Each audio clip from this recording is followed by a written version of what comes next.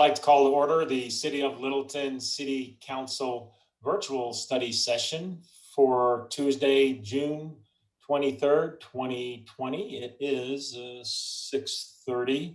All council are present. Council, we have two items on our agenda tonight. The first item is the update on the city codes relative to the development of the downtown area. Our second one will be an update on our financial situation. But if we could start out with our the codes conversation, I'll turn it over to the city manager. All right, thank you, Mayor. Good evening, council. I'm actually going to make a quick handoff to Kathleen Osher, and this is a follow-up conversation here to some questions council asked at our previous study session. So Kathleen, I'll let you take it. All right. Good evening, Mayor and members of City Council. So first, I want to say thanks for getting through both the part 1 and part 2 of those questionnaires. That input we'll kind of go through tonight, but really it's designed a nice discussion for us this evening to think around that input and get us one step closer to releasing a public draft. Again, you'll remember that the number one priority from our comprehensive plan was to address an update to our regulatory framework, so an update to our land use and zoning code. We did decide at the start of this year to take a slight detour and look at some phase 2 amendments to our existing city code. And that really is allowing us to address the urgency that you all expressed about development that's happening related to downtown. And so we're now in the process of developing those red line amendments to our existing city code. That'll be a phase 2 set of amendments. And then those will come to the public July 1. And then we'll have about 30 days through July 31st for public comment.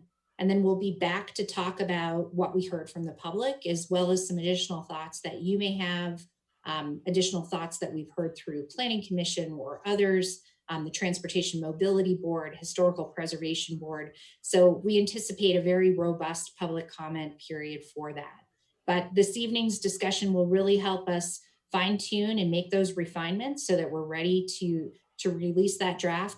And then we have one remaining study session scheduled on June 30th, so in 1 week.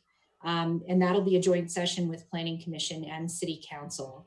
And the bulk of that discussion will really be, one of the things that we decided to do as a group was that we would go through these phase 2 amendments, we would go through the Unified Land Use Code, but then we would understand the economic impact that we may create in terms of project viability. So next week, we'll see the analysis, and in your packet that you'll receive towards the end of this week, you'll see that economic feasibility analysis, and we'll be able to have the chance to discuss that with Economic and Planning Systems, the consultant and partner that we brought on board to kind of march us through that. So at this point, I'm going to hand it over to Brett Keast with Candid Keast Collaborative. He's becoming a familiar face for all of you. And of course, with this 18-month process, we'll continue to see quite a bit of him. But this evening, we'll kind of let him guide us through that conversation and the results of the questionnaire and your input. So thank you. Kathleen, if I could, I want to ask council if they have any questions, and not to get the answer right now, but at least let Brett know what questions are on people's mind as he goes into his presentation. It's not a real long presentation, it doesn't look like, but if you don't mind, if we could do that. So absolutely. If it's a response or an answer that's going to come up in the presentation, Brett, if you could maybe just wait until then, but at least then you'll know what's on our mind. So council, did you have anything you want to put out there right now? For Pam. I've got a laundry list, and I just breezed through it quickly before the meeting, so some things may be in there I didn't see. One thing is I didn't see anything on windows, building materials. I didn't know what transparency is. When you get to that slide, maybe you can tell us that. You have a bullet point about the change in boundaries, but I didn't see a map or anything, and I didn't know where we were with that. I didn't see anything about 4 and 5 stories. I didn't really get the detail about density. So those are some things that went through my mind, so maybe we can address as you go through the slides. Excellent. Okay. Karina. I'm gonna hold my questions to the end, because I have them throughout the presentation. So I think I'll maybe hold them till the end, just so we can have some of the context behind some of what is going to be presented, if that's You bet. okay. Oh, absolutely. Scott? Is Nori planning on joining us tonight? And if not, why not? He's not. He'll be back in with us on the next week's call. Okay. All right. Carol? I don't know if I'm muted or not, am I? I hear you. Okay. Going back to a couple meetings ago, I'm still perplexed about what the connection is between height of a building and the number of stories. And so maybe not as part of the presentation, but an add-on to that, I would like an explanation of how we are to translate between the 4 to 5 story proposed, the questions, do we want those? And then the answer that from the Community Development Department of, we don't think in terms of stories, we don't inventory stories by stories, we inventory by feet. Great. Thank you. Kelly, did you have anything you want to throw out there? No, Kelly was good. How about you, Patrick? Patrick does? Yes. Yeah, much to what Pam and Carol just said, I'm too wondering, we took a little straw poll kind of on height, and I know we're primarily just talking about the football downtown Littleton, but when we put our plan together, are we going to talk about other areas of the city that would be more conducive to higher facilities, higher buildings, and really, if we're off Main Street, does anybody's opinion really change if we look at 5 or 6 stories off of Main Street?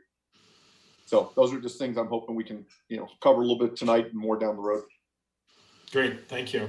And Scott, I know the other day you had mentioned something about density and does it relate to mass or not, but did you have a question that you want to throw at Brett maybe? I know Mark would wants to hold off on a big discussion on it, but maybe you can put your question out there. I don't know that I had a question about it. I know it was a topic, obviously, at our agenda meeting yesterday. If it comes up, maybe Kathleen ought to make some comments or Mark about it. But I don't have anything at the moment. Thanks. All right. Well, with that, Brett, if you could, take it away. That was actually a great idea, Mayor. So thank you for doing that. That will help me make sure that I'm hitting these points. So I appreciate that. So I think you probably heard me say before, and I think it's particularly relevant tonight, my thought in terms of this process of being a funnel. And each step that we take, each meeting, each conversation, each survey is getting us further and further down this funnel, and we're getting more and more specific. So hopefully in the presentation tonight, if you had a chance to look at it, you're starting to see a little more meat on the bone with graphics that are being developed and so forth. We are working feverishly together with staff in drafting all of the pieces, and staff is reviewing those, and we're making edits in preparation for delivering that draft next week. So tonight for the agenda, these were the items that we had previously discussed that we wanted to touch on tonight. So I will go through those, and what I'm looking for from council is, to support this idea that I'm going to talk to you about relative to the use of building form standards versus density, and that's applicable in downtown only. So don't take that for other areas of town. He's not sharing his screen. Pam has a question. You need to share your screen, please. Am I sharing that, or? No, we don't see it. I don't see it. No. Tyler. Okay. I will share my screen if you guys don't have it there. I have it ready, Brett, if you need it. But Yeah, go ahead and put it up there if you would. I say that, and then where is it? Sorry. I've got it too. Okay. We have it. It's just people watching wouldn't be able to see it. There we go. Right. Sure. There we go. You beat me to it. All right, so you'll navigate. Okay, I've got 3 screens here, so I'm not sure which one you're seeing. Are you seeing the whole screen for introduction? Yes. Okay, perfect. And then I'm going to go through kind of the policy guidance from the survey that we had, both for parking and screening, talk a little bit more about those, and then look for some input on some ideas we have for green infrastructure. And then we do have the map of the boundaries to discuss any boundary adjustments. We've made the adjustment that we already talked about of changing the area north of Main Street to transition. And then we've had some questions about beekeeping, so we'll talk a little bit more about that.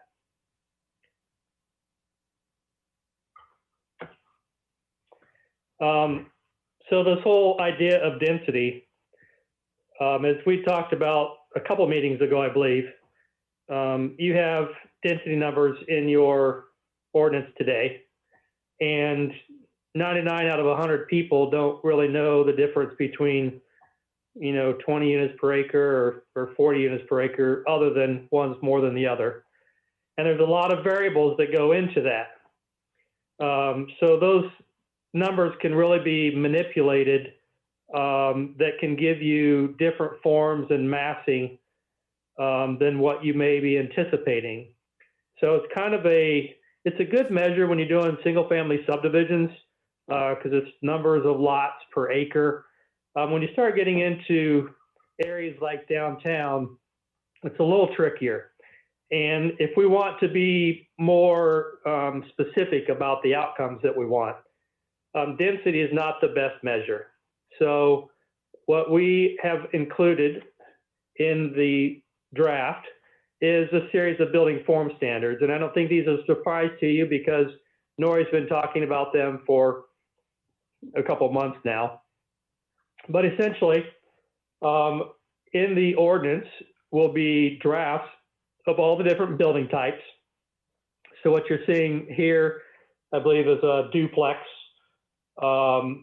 building as an example. And you will see all the letters on these graphic images, and those correspond to a table.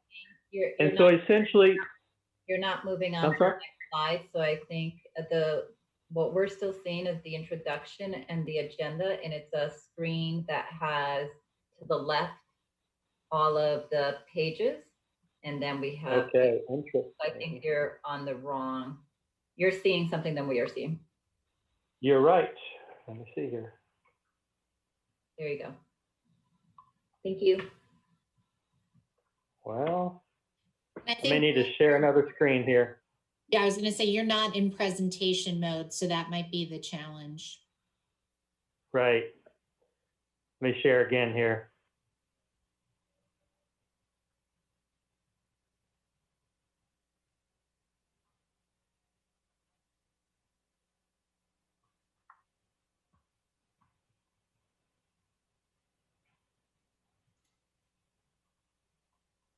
There. How about now? That's it. Yeah. Okay, thank you for pointing that out. Got too many screens operating at once here. So these are the graphic images that we've talked about, and for every building type, you'll see both two-dimensional plan view and three-dimensional building types, and those have the letters that correspond to a table. And so basically every conceivable dimension is spelled out. So your ordinance will specify all those things that are listed there. Build to zone is basically, rather than having a minimum setback, meaning that somebody they have to meet the minimum, but they can build farther back than that. And so you get this great variability in different types and sizes of buildings, and some are brought to the street and some are built to the back. So we have a build to zone. Basically what that says is this is a maximum setback rather than a minimum. So therefore we can control where buildings are relative to the street and how they interact with the street. And then we have street frontage that basically says how much of that front facade has to be directly adjacent to the street versus how much can be set back. And then we have all the setbacks. So you have setbacks on the interior side between two lots, on the corner side adjacent to a street, rear setbacks. And then we're also controlling lot coverage and impervious area by building type for each of the 4 character areas, along with building height.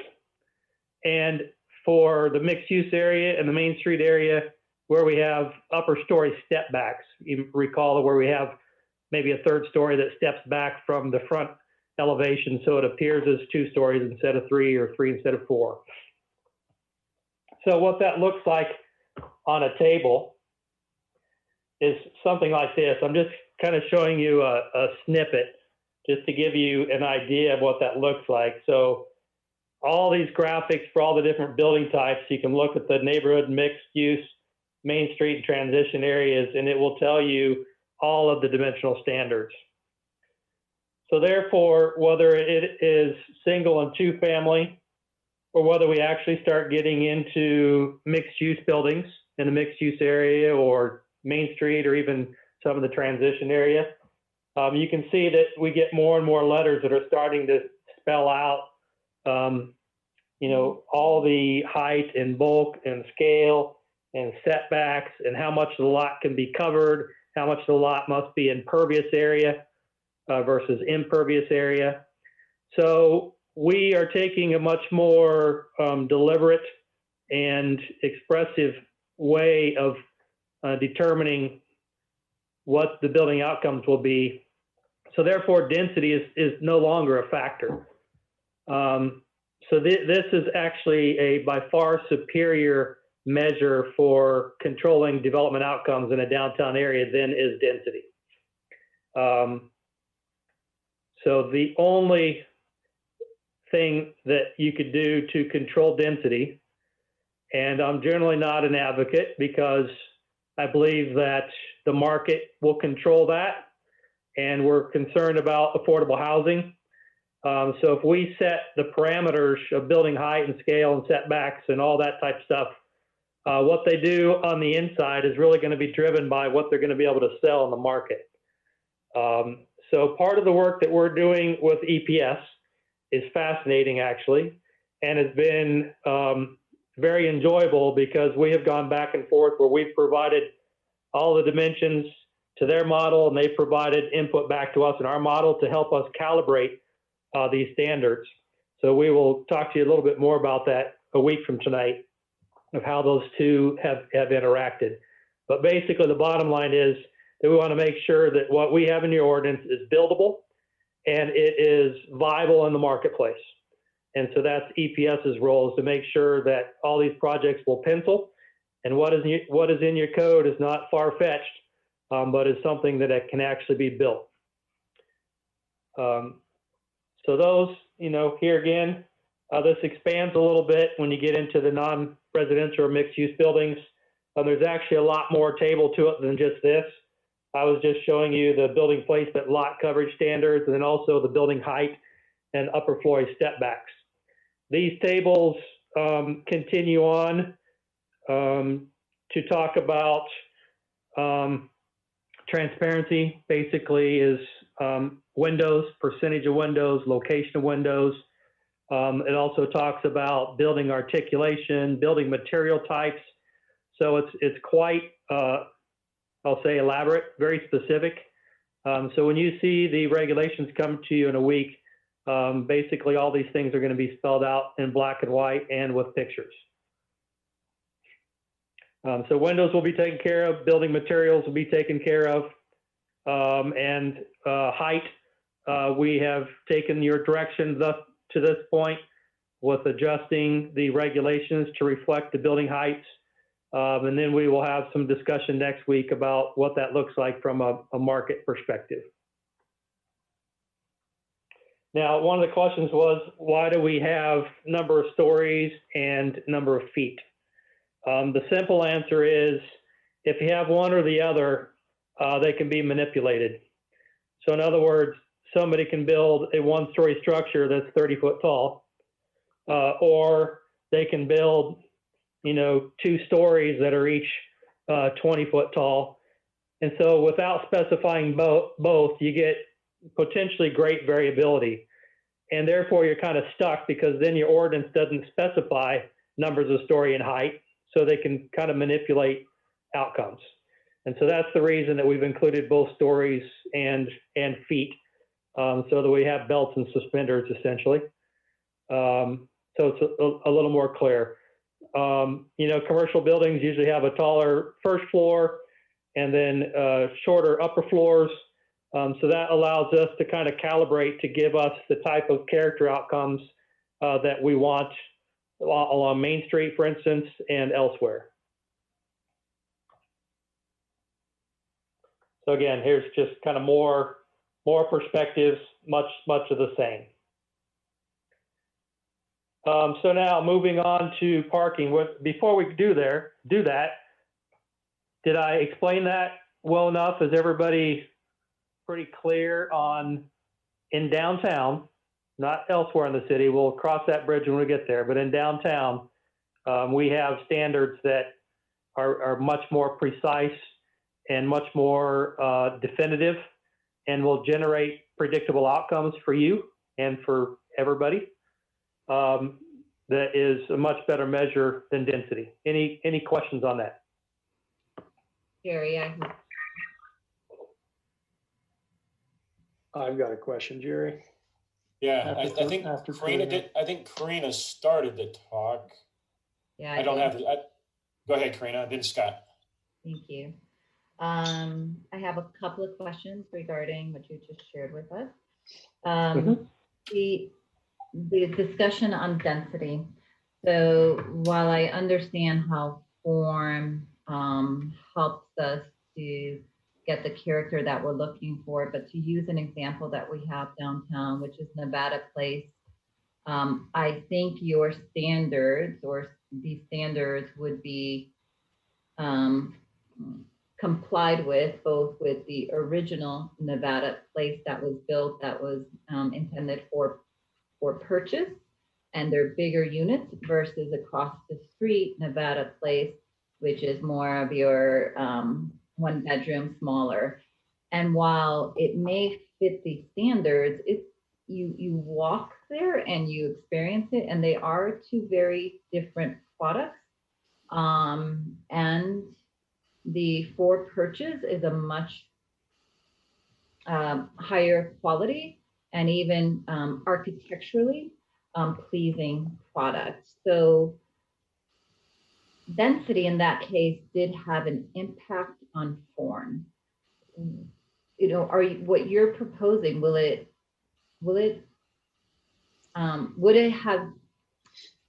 Nevada Place have been built differently based on what you are proposing? Or would it still is the way it is today? The other variable that we have to add to this blend is parking. Anybody that brings a proposal is going to have to demonstrate how they comply with the standards. And when you start thinking about everything that's required on a lot, there's only so much you can do. So parking standards are predicated upon the number of spaces per unit in a multifamily instance.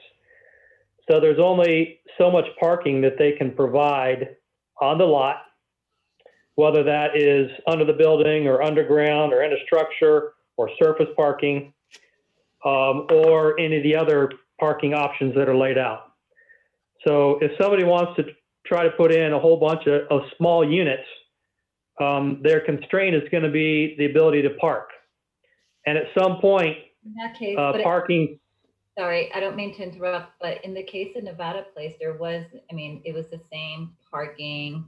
I believe it was the same parking calculation. But again, despite that limitation or requirement of parking, it's a very tight window after window, which one would think, okay, that's a good thing, but it actually isn't, because it just looks like cookie cutter, cookie cutter, cookie cutter. And there isn't enough distinction between one area versus another. So I'm just concerned that it doesn't address that. Maybe you can look at that particular case a little bit closer and determine, are there some loopholes here that maybe we can address to mitigate some of that impact? Okay, great points. So I have 2 or 3 more. Shall I? Let's go ahead and let Scott ask a question so we can mix it up just a little bit if you don't mind, please. Go ahead, Yeah. Scott.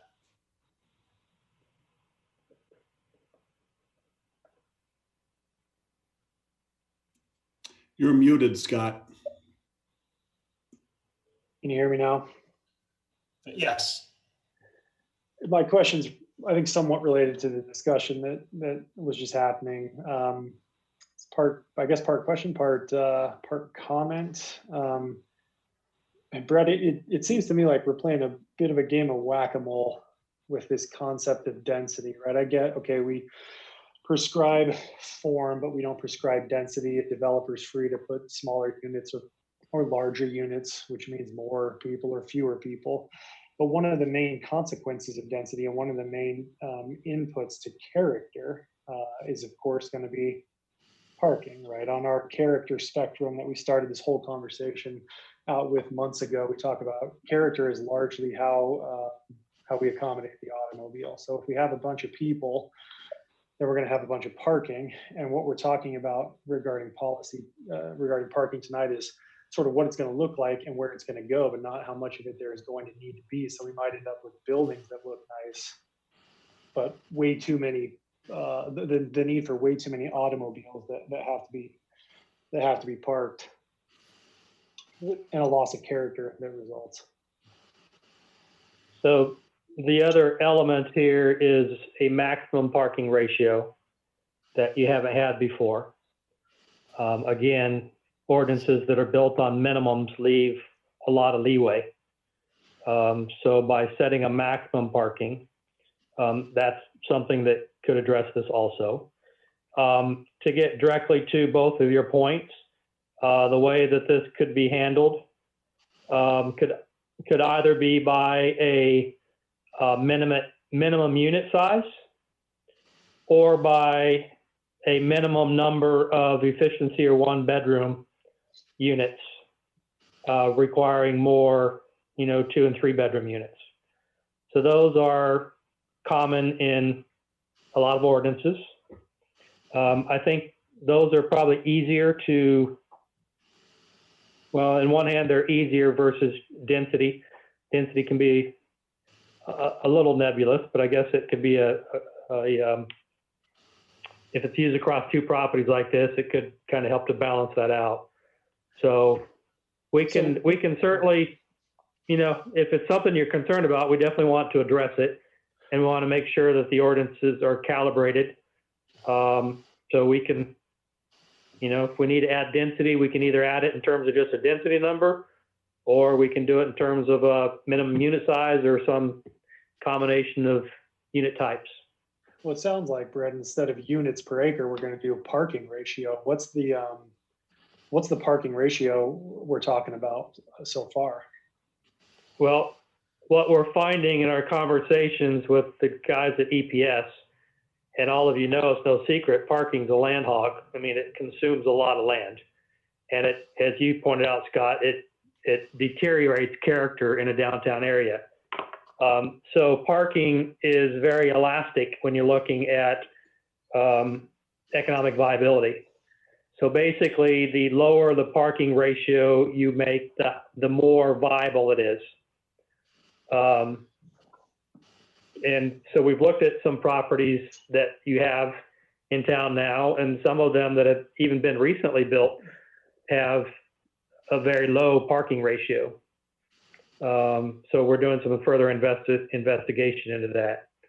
So it's a little bit of a seesaw, right, in terms of which lever do we pull to best control this.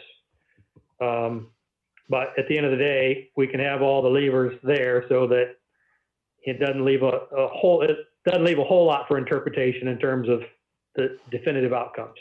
Is it just one parking ratio, or does it shift depending on whether it's downtown or mixed use or neighborhood or transition? Yeah, it changes by character area, and it changes by building type and use, right? So, and the other thing that we're finding is proximity to transit. EPS have done quite a lot of work on that. And so if you're closer to transit, then the reduced parking kind of,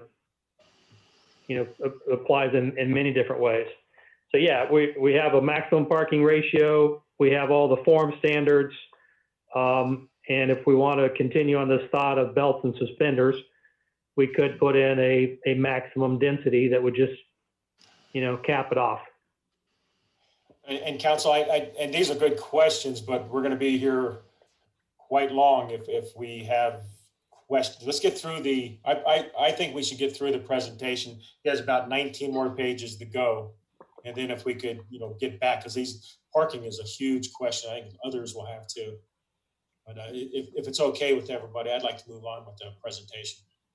Jerry, this is Karina. I still have some questions related to standards and density that before we go into parking, because I want to level set. But can you go ahead and ask one of them, and then let's go on with the presentation, but don't lose your thoughts because you always have good questions.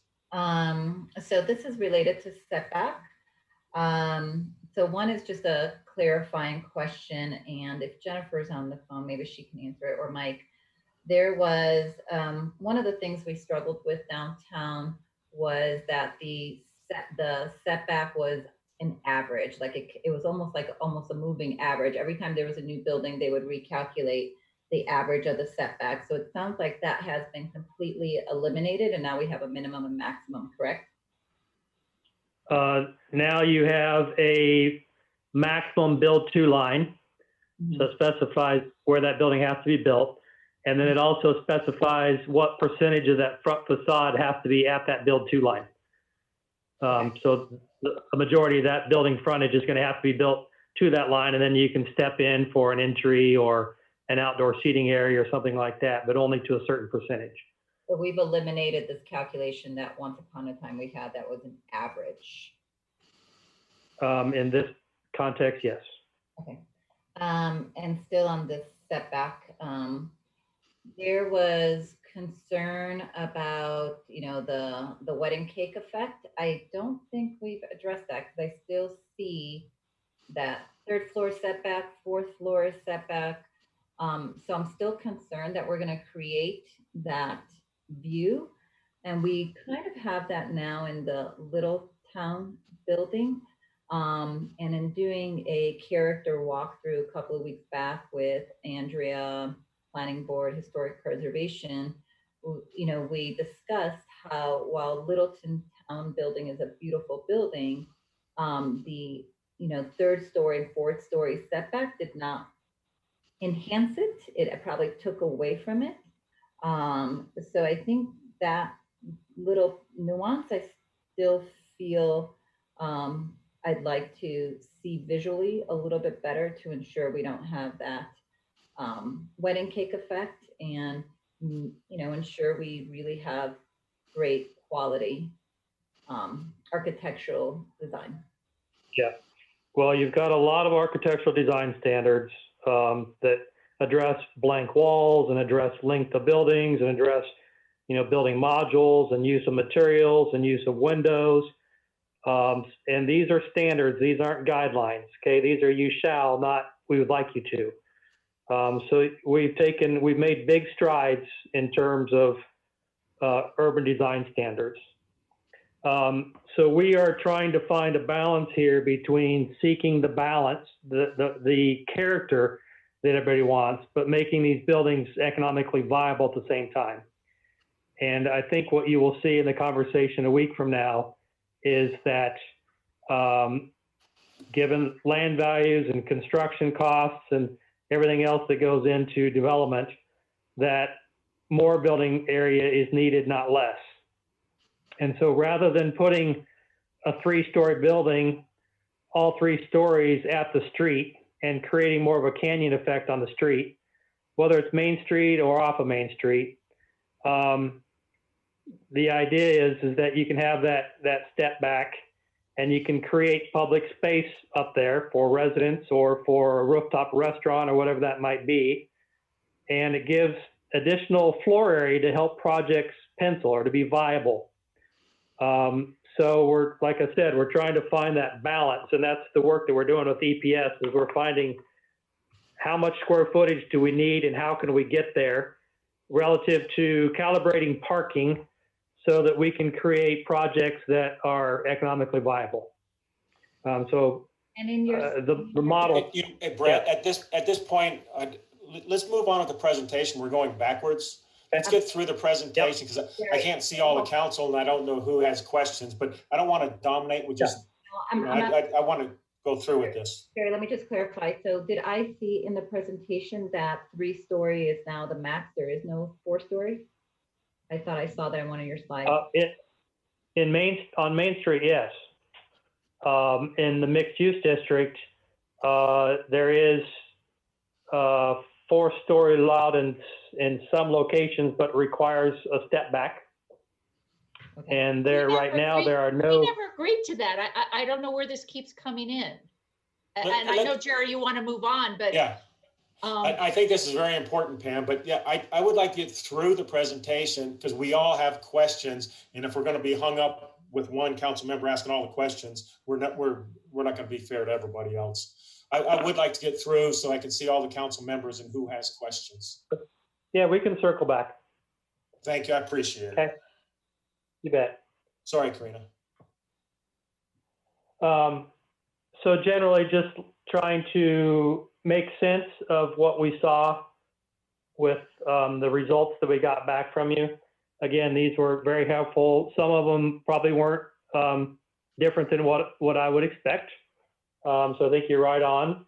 Basically, single and 2-family, obviously driveway, garage, and permanently constructed carport were the preferred, with other options much less so. But as you increase to single family attached, or as you move from the neighborhood into transition or mixed use, then the balance of those different parking options changes.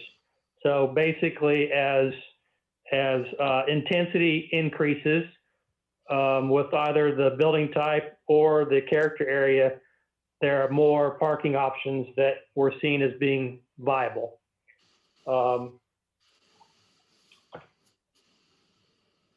If I go into the downtown mixed use on the top part, and then Main Street on the bottom part here, for all of your non-residential and mixed use buildings, you know, the side parking or rear tuck under was the most favored.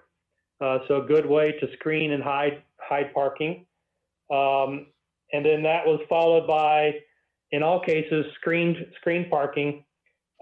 Interior, side yard, or rear was preferred. And then after that, it was screened off-site, surface, or structure parking. So these are all things that are being drafted into the parking regulations as we speak. And obviously, there was least support across the board for front yard parking. That was a no-brainer. On Main Street, again, the tuck under was most favored, but that was followed by on-street, followed by off or on-site structure, and then screened interior or rear yard. And the greatest disagreement was for an on-site structure.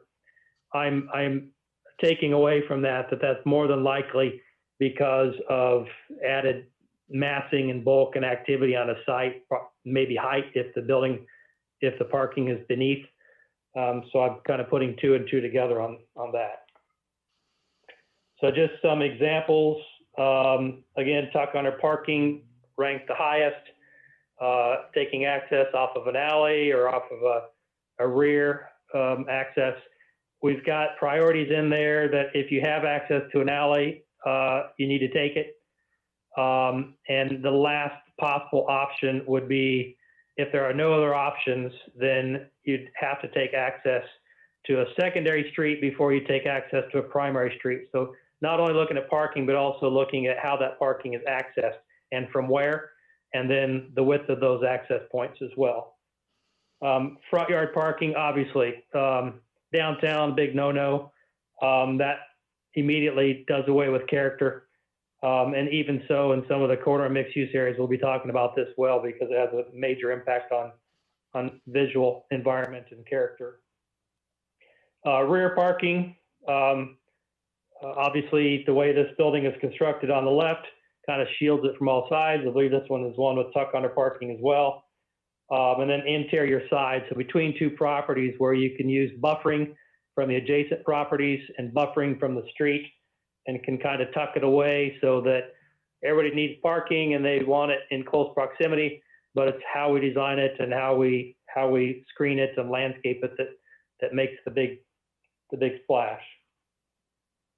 And of course, in some cases, street side or corner yard parking is not as favored as interior rear yard or screened or tucked under, but that is an option, but not the most favored option. So then on parking, we've had conversation about being environmentally conscious with the things that we're doing.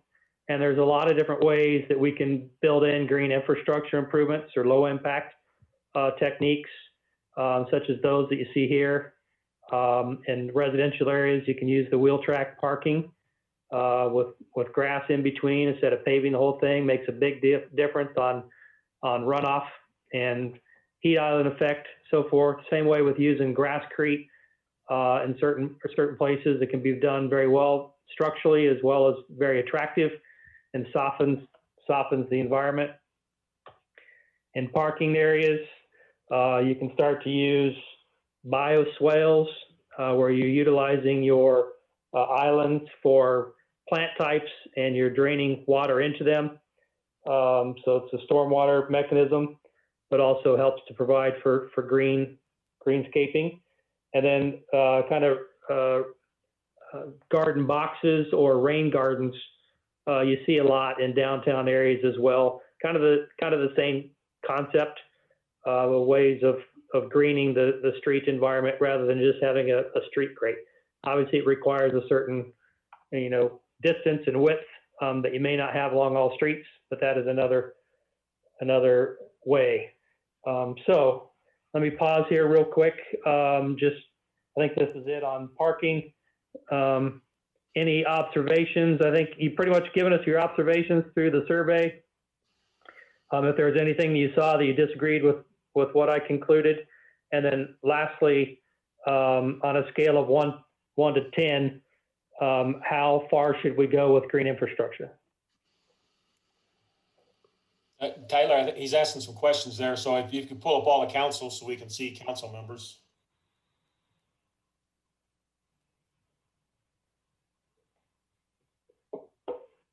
Thank you. Pam, let's start with Pam. I have a comment with respect to parking as a way to control density, for lack of a better way to say it. In the Main Street, you opt into the historical district right now, and I don't know if it's going to change because you're folding them together, you get a 50% exemption on parking. So you don't have to have as many spots. So we need to factor that into whatever we do in terms of on Main Street. Okay. All right. Carol? Thank you. Carol, do you have a question at this time? Carol has none. Kelly, would you like to comment? No, I still just absorbing all of this, but I like how you brought up earlier with regards to parking, specifically if housing units are located closer to public transit, there's less need for 2 or 3 vehicles. Maybe you only need 1, maybe you don't need any. So again, keeping that in mind as we go forward through this discussion, I think it's very, very important to locate those building form standards which accommodate more commuters utilizing light rail, and then going out down Littleton Boulevard. I know that's a different discussion, but we have that the rapid transit, the bus rapid transit on Broadway. So anyway, Thanks. All right, thank you, Kelly. And then we'll go to Patrick. Yeah, just, to answer your question, Brett, yes, going down the green landscape, some of those examples you showed us, I applaud, and I think the more of that, the better. Okay. Great. Thank you, Patrick. Karina. Thank you. I share this with Kathleen as I was going through this. The questioning felt like it was being positioned more about solving a parking problem. But what I don't want us to lose sight of is we need to ensure we maintain the character of our urban downtown, Littleton urban downtown. So, my reaction to Kathleen was, oh my God, I think I answered it incorrectly. So I'm a little hesitant on the survey here as far as what it absolutely says. What I do like, Brett, is that you kind of pointed out the priorities. So as you articulated, the priority is back alley first. And so that was very helpful to me. It put me a bit more at ease, because what I don't want this to look like is, the suburbs of Littleton, where I live, where I have my garage, the first thing you see, right? So I just want to make sure that captured accurately, that we're not creating a suburban neighborhood in our urban downtown. And I think you articulated that well, but I didn't necessarily see that through the survey results. Okay, thank you. Scott? And then I saw Kelly again. Yeah, on the survey questions, I think at least the plurality of council had a real difficulty taking their policy hopes and their hopes for the character of downtown and translating that into answers to those survey questions. It could be even more than plurality. I would not want us to overburden those questions and translate them into a parking policy. I think that there was too much confusion about that. To answer the question about greenscaping, for me, it's a 10. I think that surprises no one, but it's a 10 for a couple of reasons. One, because we need to do that work for our environment, but two, because we need to do that work for our character. A lot of us, when we were doing the downtown character tours, right, we saw these alleys full of weeds. We saw the Littles Creek sort of only as a drainage and nothing to do with habitat, right? To the extent that we can green and beautify those areas, which are small but many in downtown, we make a tremendous addition to character. Where I'm at right now with all of this as a whole is that I'm having a really hard time knowing how to assemble the puzzle, because I think the puzzle pieces aren't quite defined yet, right? We don't know, for example, how big the transition zones are going to be. We don't know the parking ratio. So it's tricky for me to start making commitments on some of these policy questions. So. Right. I think the input that you all are giving us at this point is very helpful to us. We realize it's a little hard because you've got 3 pieces on the table, but all the rest are being withheld from you. We're drafting those. And so in a week, we're going to be giving you all the pieces assembled. That will be helpful for you when you'll start to see all the specifics and how all the pieces fit together. I get your point. The survey is not intended to be end all be all, but was intended to start gleaning some points, or at least confirming some of our thoughts and ideas of what we've heard to this point. So. Okay. All right. Thank you. Kelly, did you have another question? I do. I have a question about the alleys. I feel like the alleys are super neglected in downtown Littleton, and there is so much opportunity to utilize them more efficiently for access to our residential or commercial, even maybe shutting down some of the alleys, the bigger alleys that are in between buildings, and turning those into really cool meeting spaces for folks with cool lighting and tables and umbrellas and coffee carts or beer carts or whatever. I just feel like it is an asset to the city that has been long neglected. And is that something that the city is in charge of, or is it the individual folks that own those properties that utilize those alleys, or is it a combination of both? I presume they are in many cases public rights of way. Correct me if I'm wrong. Oftentimes over the years, some may have been vacated or abandoned, and in that case, the adjacent property owners usually split that area. Some of them obviously are being used today, so that would require probably staff to do some digging into that. But the way we're addressing that in the code, as I said, was if there's an alley, then you need to use it for your access, because we want to limit the amount of curb cuts and limit the amount of conflict points between vehicles and pedestrians, and be very sensitive to that. In the future, there may be a policy decision of the council as to the use or the abandonment of some under or unutilized space that could be reclaimed. What I'm going to talk to you about here in a moment is some of the green space requirements. And it could be that some of your property owners could use some of that area to fulfill their green space requirements. So that would take, it's totally separate from this, but it'd really take an understanding of all those alleyways, which ones you want to use, don't use, and which ones you could give up that could be better used or repurposed. And I agree with Kelly, the alley that's, what is that, east of Prince Street there, that seems like that it's prime for something. So, okay, then we'll go to Karina, then Pam. Just following up on that comment, thank you, Kelly, for bringing it up.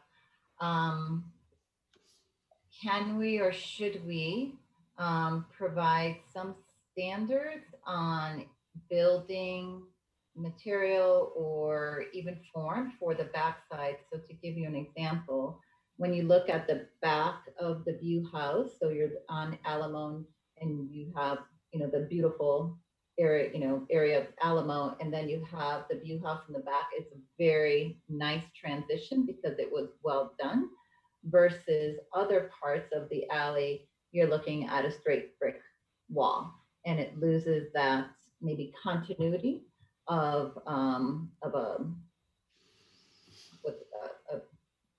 a visual kind of landscape of the skyline. So should we and are we doing any standards on the backside of buildings, as to this, maybe not to the same degree as we are on the front, but is that an opportunity we can consider? It absolutely is. And usually in an environment like this, you're looking at 360-degree architecture, because in a downtown area that's compact, you really can't avoid seeing backs and sides of buildings. So I will say that we do have lots of standards in here on addressing those. I will have to look and talk to you next week as to, I don't recall right off what we've done with backs of buildings, but I think they have a lot of the same standards. But I will mark that to either get through Kathleen to you, or we can bring it up next week. Thank you. All right, we have Pam, then Scott. Comments. First of all, I agree with Scott about the survey. Some of it was confusing, so hopefully we'll look at it in terms of high-level trends and not absolutes, because we may have mixed up the scale. With respect to your question, Brett, on green space, I said I think the more green space we can have, the better off we are, as long as we have a process for maintaining it. To the point about the weeds and all that stuff, we don't want something that can't be maintained, that doesn't complement an area. And lastly, with respect to alleys, when I was on HPB, we actually did quite a study on alleys in terms of murals and beautification, and looked to Fort Collins and what they've done for right-of-ways and how they encourage murals, and where Spur used to be, kind of taking the parking lot It was there right away, so it didn't seem to be a problem putting tables out there, and just a little bit in terms of light or ambiance. It also helps with safety as pedestrians move around downtown and go to their parking spot. So those are just a couple comments to consider. Good, thank you. Awesome, Scott? thank you. Mark, to what extent is the fire department going to care what we do with those alleys?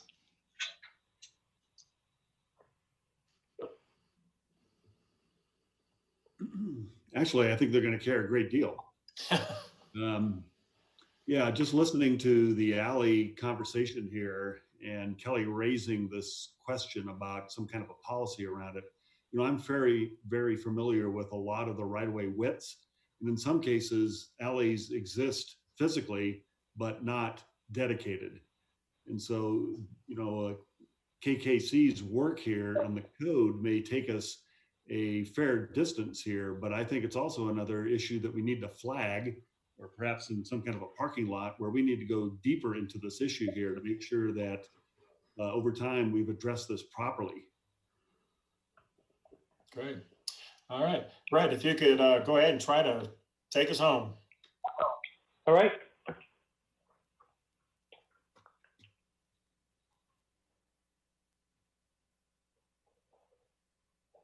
Okay, so we'll look at screening real quick.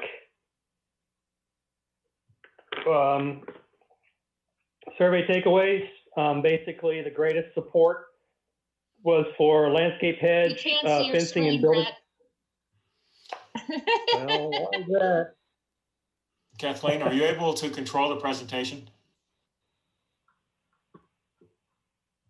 Again, yes. Yeah, if you could take control of the presentation. Preferable to, okay. Let me. I don't know what changed. Zoom doesn't like you tonight, huh? Apparently not. I hadn't touched anything. And you're just halfway through, so we're getting there.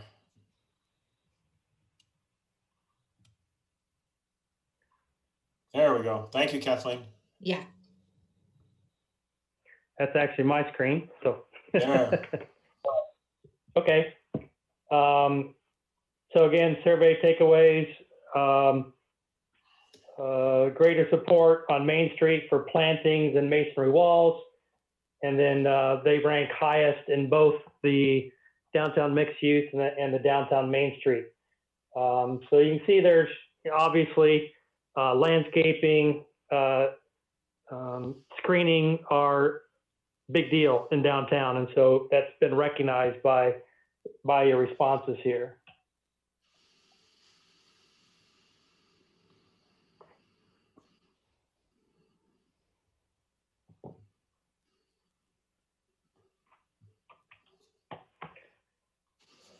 Okay. Brett, we let you take control.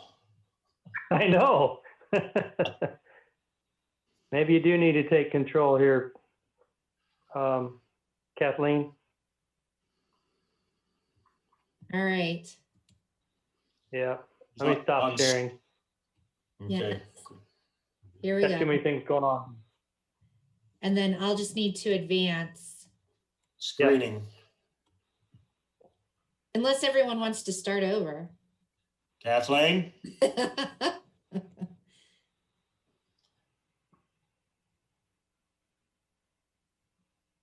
All right. One more. There we go. Yep. So just a couple examples. Actually, there's quite a few good examples of just looking at ways that you can screen both between districts, between properties, and between building types. So you can have short landscaping walls together with landscaping. There on the left makes for a very effective screen. On the right, just kind of looking at office versus single family detached. The regulations will be a lot more deliberate as to width of buffer yards, types of planting materials, densities of planting materials to make sure that you get a year-round screen. Next slide.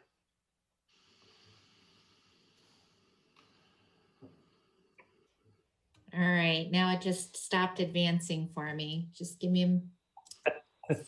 I know. It's like, why is there so little cooperation tonight? There we go.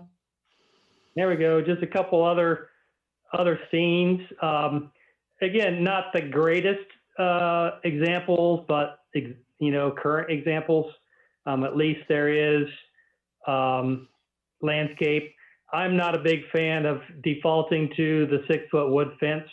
I think there can be much better treatments of buffers between properties, whether that's berms in certain instances or vegetated screen versus, fence screened.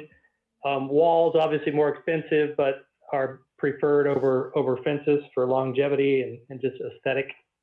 And then just kind of looking again at an overhead view of ways that things are buffered. Next slide. This is actually a pretty good example, I think, where you have a parking lot, you have perimeter vegetation, you have landscape islands with trees, you have textured walkways. So you got a pretty good tree cover. Of course, you can always do more, but again, you have to find that balance between helping people meet the parking regulations and addressing your character and aesthetic objectives. But that's not for a larger parking lot. That's not a bad one. What we have done is to basically require that you break up anything that's 50 parking spaces and over. You'd have to break up expanses of parking into smaller modules of parking using linear islands and things like that. So therefore, you don't get a lot of pavement, and it just aesthetically it's much nicer. Next slide. Pervious cover. This again starting to show you both plan view and perspective that we are addressing pervious cover. There's a difference between private and public. Okay, so this is private, basically on lot green space. So that's pretty obvious for single family or duplex. Again, the same things apply with using letters to depict what is required as to pervious area. Next slide. Townhouse again. Obviously, you start to have a little bit more lot coverage, higher lot coverage, and a little less green space, but still adequate for front yards and corner side yards and even rear yards. Next slide. And then in your most intense areas, your Main Street and your downtown mixed use, again, as the building type and intensity increases, in some of the areas, property values increase, and so they have a larger building footprint. And in these cases, they can provide public amenity and public spaces in different ways other than just through green space, whether that's through hardscape or plazas or monuments or fountains, outdoor seating areas, roof deck green areas or outdoor restaurant areas or whatever that might be.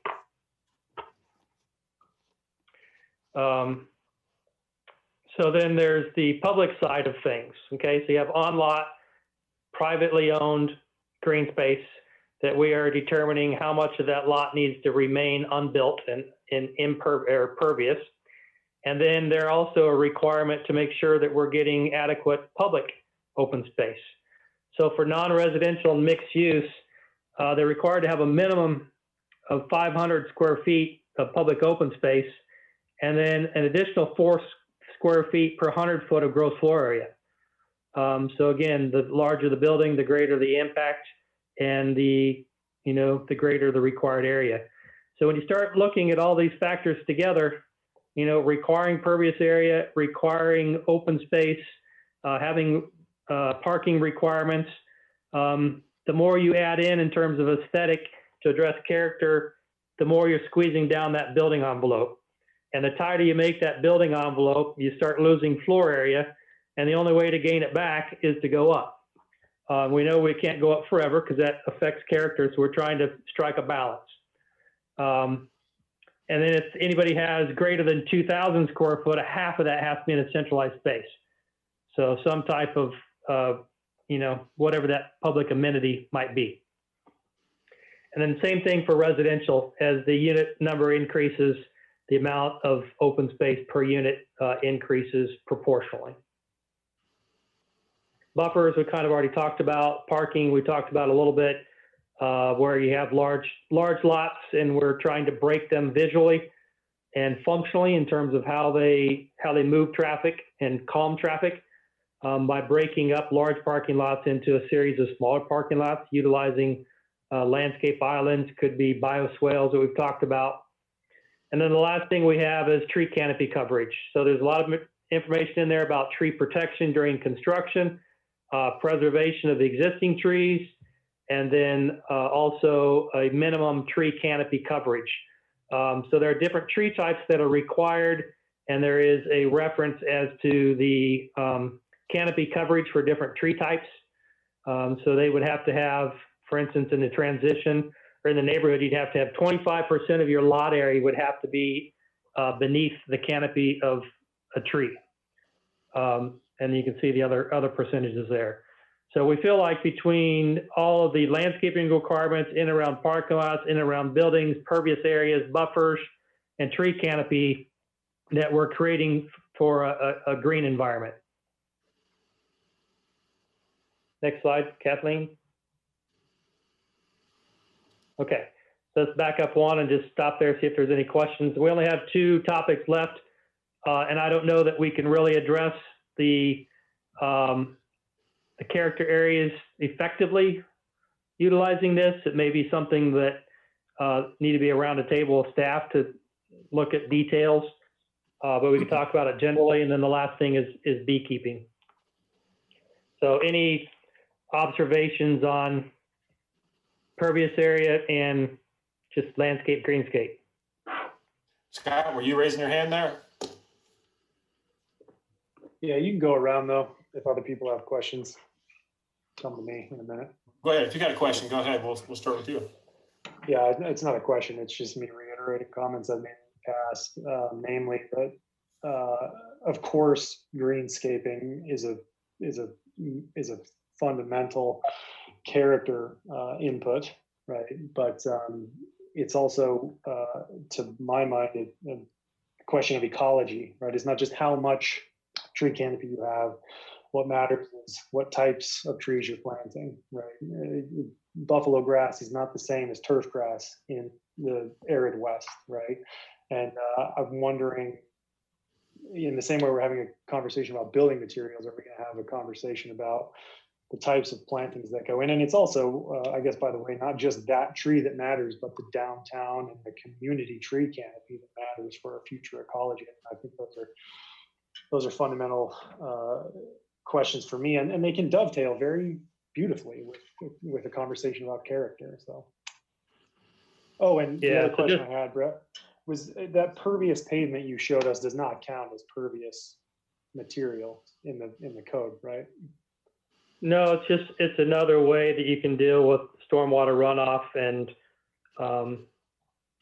yeah, you wouldn't count that as green material by any means, but it's just another way of allowing rainwater to perk and absorb some of that rainwater. Just real quickly, we do have information in there about diversity of tree species. So you will see that. And we're also looking at plant types that are, native to the Denver area, the Front Range. So those things are being addressed. Excellent. Excellent. All right. Thanks, Scott. Anyone else? Karina, then we'll go Kelly.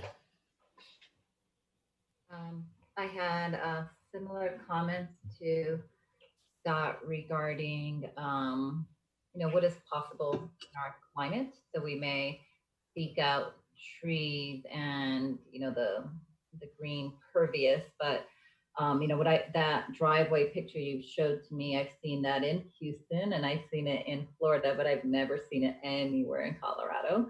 So I think we just have to be realistic of what truly is possible to sustain and maintain so it remains beautiful and doesn't become, weed infested. And then the second thing I picked up on, you had for 10 residential units or less, did I see that there were no standards regarding open space? There you have the pervious area requirements and all their setbacks and so forth. but they would not be required to provide additional on top of that, just because they're small. That's I guess that could be considered. That's not etched in stone, so we'd be open to that. 10 unit, a multi-unit of 10 units would not potentially not have any open space requirements, green. It would have private on-lot requirements, but what we're talking about here would be additional public open space. Oh, I see. Okay. So they would still be required to provide all the pervious area and green setbacks and tree canopy and all that. They just wouldn't contribute to public in addition to that. Got it. Okay, Thank you. All right, Kelly. With, Scott and Karina, If you could get to your computer, we can't quite hear you. I agree with everybody talking about greenscape. Kelly, I'm sorry, could you speak? Oh, We used to tell Scott to speak up. Now we have to tell you. not many people have to do that, so it cracks me up. But I agree with everybody about landscaping, greenscaping. I would also say, as we're talking about that, it is very important to the character of our downtown.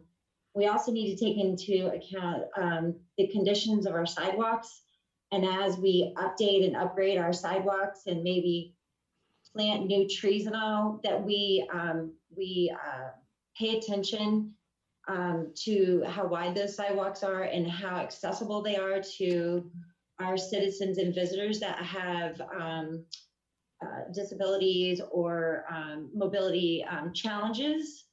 So I know that hopefully this is going to be addressed on Main Street. I mean, the trees are just kind of, hodgepodge up the sidewalk. But I really, that's very, very important to our aging citizens as well. So again, I don't know if that's the city's part of the city's infrastructure, or as developers come in and redo a new property or a big wide section of a block, that there's some considerations in place for those for that. Yeah, you usually need 4 or 5 foot of clearance for wheelchairs and other accessibles. So, All right, Patrick. Yes, Brett, when you were showing us those over 49 or under 49 spaces and over 50 spaces, was that public or was that private parking? well, that would be. I mean, it's being required of anybody that builds a parking lot, but hopefully the city would follow suit if the city was building a public lot. Yeah, so obviously my concern is, I can think of 3 parking lots that are over, 50 spaces in the entire city, ACC being one of them, the Elks Lodge being another one, and Rinky Brothers being another one. Maybe Okay. down at the Melting Pot being one more.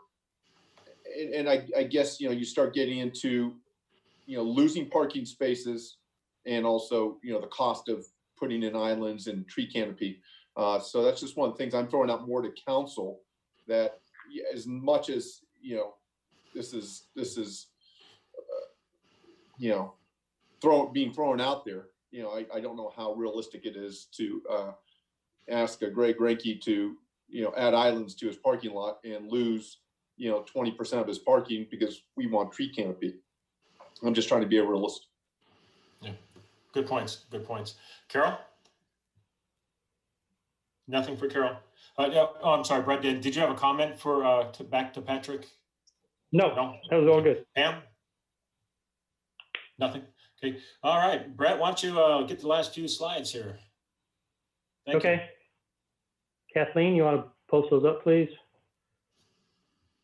The first one is just on the character areas. We'd had some conversation before about the area again north of Maine. There you go. We've changed this map, made it color coded, so it's a little easier to read now. So the area that is now downtown transition area north of Main Street used to be mixed use. So that has been transitioned. There were very well maybe some other minor tweaks here and there, but it's very hard to do over the phone. So I would recommend that staff have a large map there at City Hall, and any council member can kind of come in and look at it and, identify if there's any tweaks or adjustments. That's just a mapping exercise for us. It, won't have a tremendous impact on the regulations per se, but in so doing, you need to be familiar with the regulations and the impacts or implications of moving those boundaries of what may be allowed. So staff can talk you And through Brett, that. if I could chime in, and maybe other council members feel the same way, if we had had some of these pictures, especially this map here, I think I would have answered some of my questions differently. Yeah. So we've been kind of evolving as we've been going through this. So, and then the last slide on beekeeping, we've dealt with this in other cities. We just want direction from council as to how you want to do that. What I've highlighted here, obviously Littleton is the first row across. You can see your standards. There's a lot of commonality with other standards in the area. But I've highlighted the ones that are different. So I don't expect you to read all this just now, but we'd want some guidance from council as to, it's permitted primary use in residential right now, and it's accessory in all others. So how does that apply to downtown? Does that still apply relative to the character areas?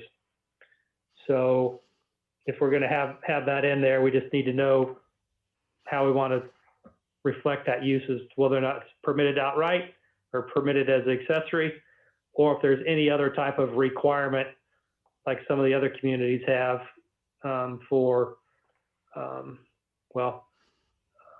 like Castle Pines has, a training class where they have a minimum lot requirement. And so there's other ways that you can regulate them. So we haven't really had any conversation on this, so I'd just be happy to hear any thoughts and perspectives that council has on this topic. All right. Well, thank you for getting through that. We'll start with Patrick, then we'll go to Kelly. I don't recall beekeeping being a big topic in our previous conversations, but if we're going down this road of beekeeping, I would say we might as well address chickens and any other farm animals that need to be addressed in the downtown area. Let's not just keep it at bees. I just try to be thorough as possible, but in my mind, it's not that big of a concern. Yeah, I hear you there. All right, Kelly? Don't we have an ordinance on, maximum number of chickens you can have in your yard? Yeah. We do. Scott's saying 4, and it's 4 hens, if I'm not mistaken. So would it be possible to get some more information about beekeeping, maybe from like a local expert on it, or is that going too deep in the weeds? I know there was a guy across the Gulch here who had a beehive, and I think there's quite a finesse to being a beekeeper in how you manage them, because you don't want them going getting in other people's yards and causing issues. We need a lot of bees. I'm not saying we need to restrict. I think every yard should have a beehive, but it takes a lot of work, and I think there is some expertise to it. So maybe, I don't know if we're too far out from having somebody just give us a brief, synopsis of here's my recommendation going forward. Anyway. I personally am all for bees. I had a neighbor that was a beekeeper, and they've moved away. But man, I tell you what, it was great. They really took care of our flowers. Okay, we're going to go to Carol and Pam. I would like to hear, Brett, what are the controversial issues about beekeeping? I don't know of any. I think it's just, is there a change in policy or change in direction, or do we keep what you have now? What do we have now? That's what Uh, that's, the slide showed what we have now. Yeah, and you're Well, for me- basically in line with most other cities. So there's nothing that you're doing that's, out of whack with what most people do. Yeah, that slide is mighty small on my screen. Yeah. So do you have any cautions from your experience of what we need to be watching out for? Or do you think it's okay for us just like it is, like the other cities? Well, you've had them for a while and you haven't had any issues to my knowledge. So don't broke what's not fixed, or what needs, don't fix what's not broke. Bees be good. Bees be good. All right. Okay, I'm with you. All right, Pam? Gotta mute. Reiterating what Carol and Kelly said, I can't make a decision based on this chart. So I guess we need just the pros and cons. We all think bees are good. We need bees, but in a highly urban area, does that impact me as a neighbor? And is that appropriate for bees to be in my yard stinging my kid or whatever? I don't know. I guess I need pros and cons. And also, Jerry, I have quite a few questions on the earlier slides. Oh, yeah, we're gonna have, yes. Cool. Anything, other questions on the bees? Karina? I'm kind of the point of view Brett said, if it's not, don't fix what's not broken. It's I have not heard anything about concerns about bees in downtown, either for or against it. So I'm not sure that this is where we want to put any more effort. It seems like whatever. Thank you. Until it becomes a problem, right? So we're allowing it. We're not taking any rights away from anyone. So I say sounds like we're good on bees, quite honestly. Yeah. Scott? I know what the bee ordinance is in my R3 district. I don't know what it is in downtown, but if there's an option to liberalize this to a certain extent, I'd like to at least explore that conversation. If they can successfully keep bees in Brooklyn, we can certainly do it in downtown Littleton. And one important thing to note about the biology of bees is that once you get them up to a foraging height, they're like a jet at cruising altitude.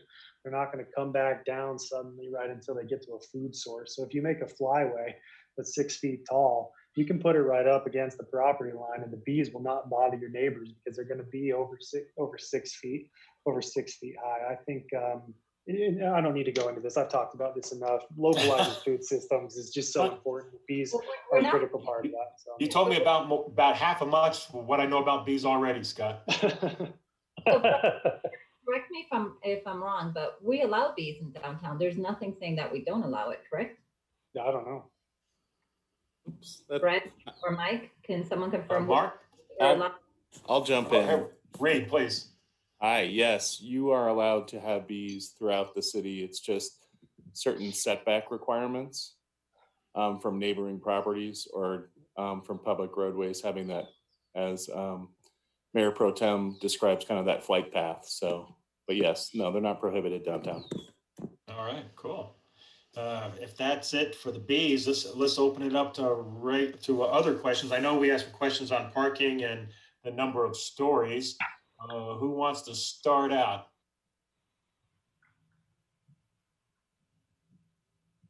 Pam?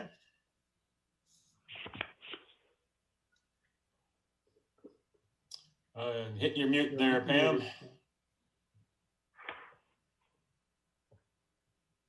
I'm going back to the beginning. I have a question about minimum and maximum setbacks. You said something that we have minimum setbacks or maximum setbacks. I couldn't quite understand. Way back to the building forms. Yeah. So ordinances since the beginning of time have all had minimum setbacks. So if you say a minimum setback is 20, there's nothing that prevents somebody from building a setback of 60 feet. And in some environments, that's great. But when you are in a downtown environment where character is the object, you want to be a little bit more deliberate as to where buildings are in the different character areas.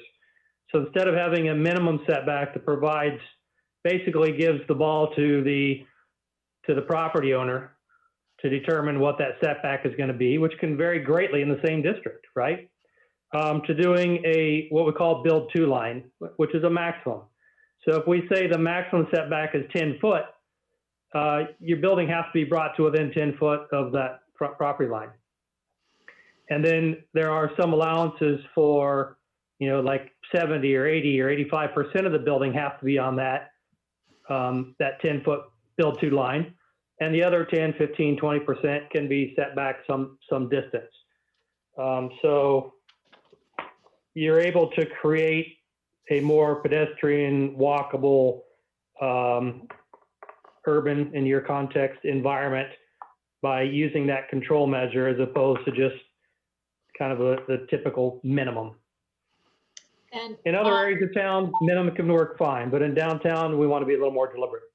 And I understand downtown. I'm an advocate of maintaining the streetscape where we can and using the setbacks. I think Little Town is a perfect example of a building that is large square footage, but the setback does not impact the character as much because the highest story is setback. I'll have more when you go around the second round, Jerry. Thank you. Okay, cool. All right, we'll go to. Can I saw Scott's hand. If you have questions, raise your hand and I'll get you on the list here. Just super quick, I want to make sure that we're all sort of using our words the same way. So when we say setback, we mean the front of the building facade to the property line, right, Brett? And when we talk about a step back, then we're talking about that Little Town 4th story, right? Okay. Yeah, so the setback is to the property line, which is also the right of way. And in some cases, I don't know what it is on Main Street, but a lot of times that is at the building front. I don't know what it is on your Main Street. Okay, thanks. All right, who else has a question?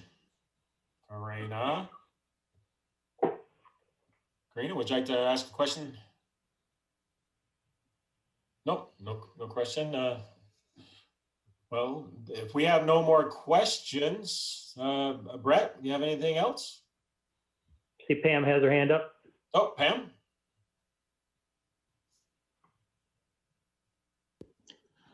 I have a question about the 4th story.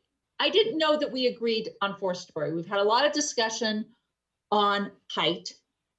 Not all of the buildings in downtown are 4 stories, are 3 stories, but the majority are. There's a couple exceptions, the Mill, we talked about this. Why do we keep getting 4 stories when I thought we were at consensus at 3-story, or I'm mistaken? And I know there's a 4-story building, but I think that was getting around some current code to put more square footage.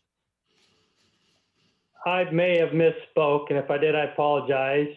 This is where Nori being here would have helped. Kathleen, do you recall? I think in most cases, you're right. 3-story, I thought I recalled that it's not across the board. I thought I recalled that if there was 3-story in not Main Street, but if it was mixed use, that if there's 3-story with a 4th-story step back, I could be wrong. Again, I will check on that and we'll let you know. Yeah, and that's my recollection too, Brett, is that there was support. It wasn't as strong, but the majority there was some support.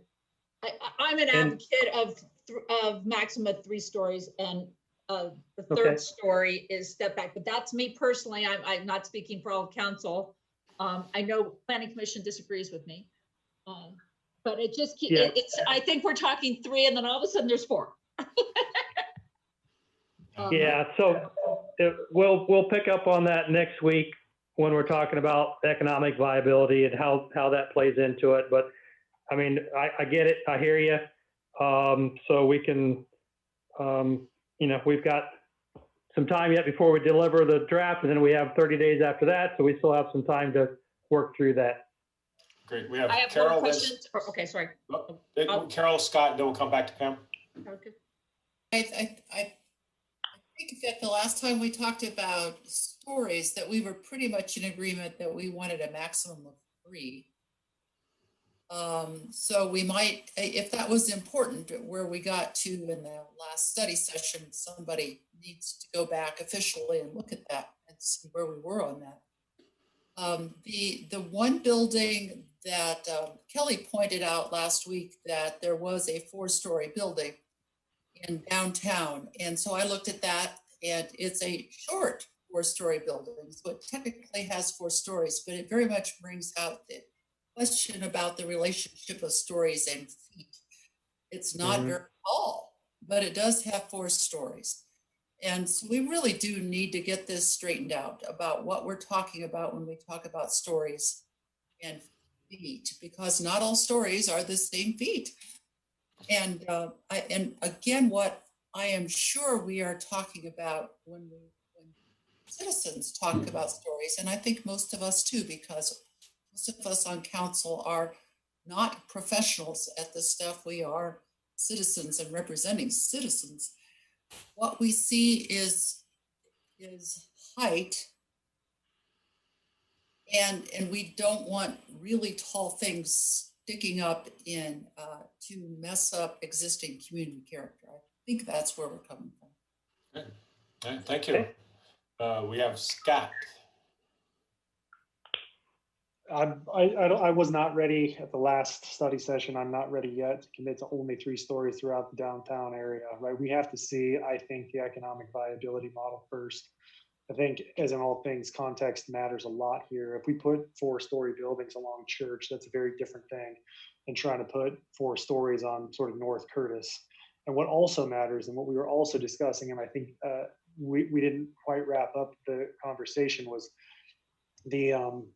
and I don't even remember what they're called, Brett, but certainly the transition zones or the buffer areas, generally from one use type to another. So from, say, downtown to transition, but also those buffers from one property to an adjacent property where you have to step up, and you can't just go from like 2 stories to whatever, right? Like next to Graceful and those, those slots. There is a lot of sensitivity there. You're correct, Scott. With a third term with setbacks, step backs, and step down. So stepping down to a lesser building and then using buffering as well to help soften or screen that, yes. And I think I think different parts of downtown, lend themselves to only 3-story. Some areas potentially could accommodate 4 in certain locations, but that's entirely up to you. And so again, I think the viability model will be useful for all of us to kind of see how that plays in. Great. And we have, I think, Pam and then Karina. I am still wondering why we have such massive looking buildings. I lost my slide here for a second. And where it says building form standards. I've been told I don't know how to look at a building, that it's big, but it's not really big. Explain to me why that building comes to the edge of the lot. So the setback is minimal. There looks like some yardage, and that the building looks really big, and the step back looks very minimal. So you have this big, massive structure. I know we're trying to manage mass, so just it fits in. It's not that we don't want to have nice square footage. We just want buildings that fit in. Yeah.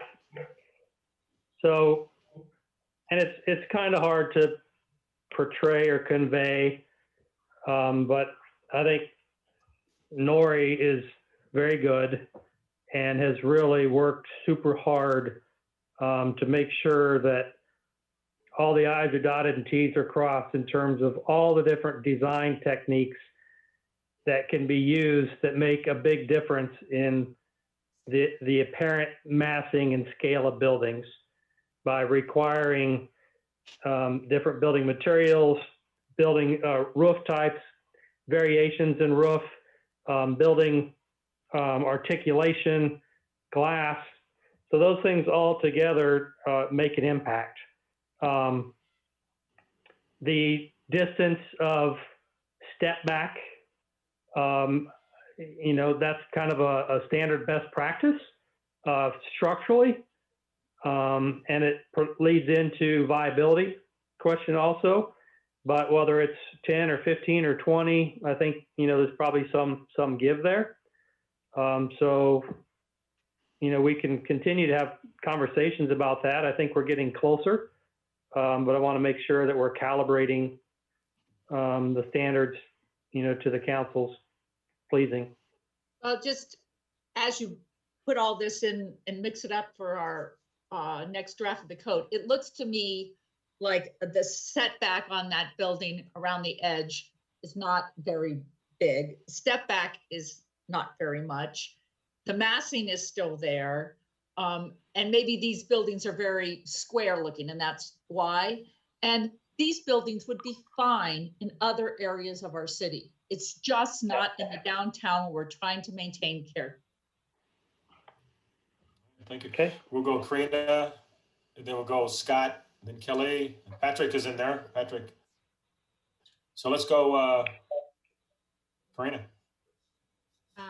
I think part of this conversation and what I struggle with as well when I see a gray building, and this kind of, what you're showing us as depictions. If you could show us examples of buildings in our downtown to say, when we talk about a 10-foot setback, here's a building in your current downtown that is a 10-foot setback. It just gives us, it's much more easier to visualize, not only for us, but also for our citizens in our community, because a lot of what we're going through is very, very technical. And unless you're an architect or an engineer, potentially, some of this 10 feet is relative to something else. So if you please share, we have many examples of downtown of different setbacks and step backs. So if you can give us some of those true visuals, I think that would be very, very helpful. So for each building type, Karina, we have at least 6 photographs. Fabulous. And if we can get them from Littleton, we have, or we've tried to get them from,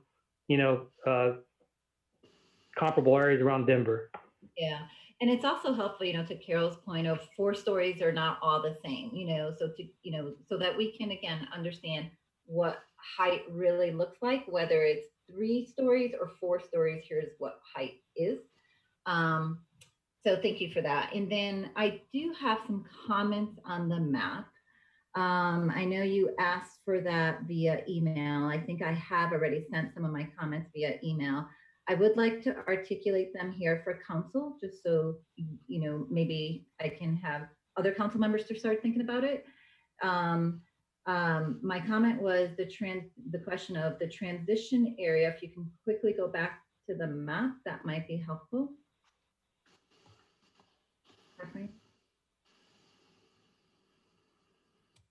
Just give me a moment to pull up. And I think this also helps address, in some place, if we go with 4 stories, in some places it may work, in some places it doesn't. Well, if that's the case, then I may suggest in those places that it doesn't, just call it downtown transition. So right there, if you could see where my finger's pointing to the west of the downtown transition area, that is south of Main Street, there's kind of this like mixed use that's right on the edge to Santa Fe. And that doesn't seem to fit for me, especially if we consider if we do go 4 stories, that kind of blocks the view to everybody else in downtown. So it just seems like an odd cutout there that doesn't belong. It either should be DMS for part of it and DTA for the other part, just to kind of keep that linear kind of style to, when you're going down Alamo, you're kind of experiencing the same thing. So that would be to the west of the downtown transition area. Okay. I would make a recommendation that that should be DTA as well, and potentially even to the right of it. I don't know why we're calling that mixed use as well. And then I believe, Carol, correct me if I'm wrong, you might have mentioned this last week, but I don't think we got into it much. The Geneva Village property right now is under downtown mixed use, but that is government property. I I had this comment when we were going through mapping exercises, even in our previous phases, that, if they're institutional, they remain institutional until there is a point of change. I don't know that I feel comfortable with defining zoning for a property that is institutional at this time, because 10, 20, 50 years from now, we may be in a very different position. And I kind of want to keep it, I'll call it protected under institutional, before we. So you're, because we're talking about having a public institutional district citywide. So you're advocating that would be under a public institutional as opposed to one of these character areas? I do, because right now it's part of city property. It is not private property. It's public property. Okay. Okay. Any other points? Those are great. Thank you, Karina. Let's go ahead to Scott. One conversation we still need to revisit is the conversation about consolidating lots. I'm not alone on council and thinking that's potentially very fraught with regard to character. Definitely. Was that Brett, your I don't know point? if you have any, well, I don't know if Brett has any comments he wants to make now. Yeah, not yet. I don't know that we have entirely broached that subject just yet. Yeah, that's an important one, though. Let's go to Kelly. Thanks. I have a couple of things. I hope I can remember. There's a lot of stuff swirling through my head. I want to go back to, again, what my definition of character is. And I heard this from somebody who I greatly admire, and I agree with this quote. Buildings are the backdrop, but the character of a city is its people. And we have to remember that. We're not going to be here maybe, in 40 or 50 years. We have to plan for the future of this city going forward. And over in the comprehensive plan, which this is our guiding principle, it states that most of our citizens want a diversity of housing options. And the downtown area, which is an urban corridor, provides that opportunity, mainly because it's located to a major transit facility or option. And I am okay with 3 stories. I'm okay with 4 stories on Main Street, but if the majority of council wants to keep it at 3, that's fine. But I think as we go away from there, we have those defined sub areas. We have the neighborhood area, we have transition, we have mixed use. As you go away, you have to start thinking density, which means height. We have an increasing city population. We can't ignore that. We can't run from it. We can't hide from it. It's occurring all around the Denver metro area. And we can either, again, put up walls and block anybody else from coming into the city of Littleton, but then we've just created a city of haves and have-nots. And I think it's super important to keep that in mind, that we need a diverse stock of housing, and it does play into downtown Littleton. Yes, there are other parts of the city, but we are landlocked and we are running out of options. And so I think that's super important. And Karina, I would actually disagree with you as far as that on that map where the west side, where you were talking about, I think that's absolutely a mixed use area. Right now, the majority of that street is commercial or is commercial. There are a couple of smaller, older buildings, but it's so close to Santa Fe, which is a major corridor. I truly think that that it could be, that absolutely serves a purpose for a mixed use area as it leads into the downtown area. From ACC, we're so not tapping into that economic, the folks at ACC. I wish we could find some way to pull them into our city. The viability of our city depends on good businesses, good infrastructure, good development. And so we need to keep that in mind. We can have a mixture of old and new. We can, it's there. We're so primed and ready to take the city into such a cool future. With bees included, bees and chickens included. All right, cool. All right. Patrick, we have Patrick up. You know, I think Kelly did a nice job of basically saying what I was going to say. You know, there are certain parts of downtown in this football that certainly can handle a 5-6 story structure. I brought it up before, just west of the Arapahoe County building. You know, that to me is perfect for a larger structure. There's places off of Church that would also support a larger structure. So much to what Kelly said, I do believe we should consider those areas and not just one size fits all. You know, 4 stories, that's the end of it for downtown Littleton, you know, or the football. I don't think that's our best plan moving forward. Yeah, I understand. Yeah, Pam? A couple things. I agree with Scott about consolidation of lots. And I think you had talked about one way that you were going to kind of manage that was length of walls. And that's something that maybe will come in the detail. And another thing was, and this is kind of a Nori thing, windows. And he calls them holes, and how the holes look, and it can really impact the characters of a building. So those are a couple things to think about adding. Okay. Okay, thank you, Pam.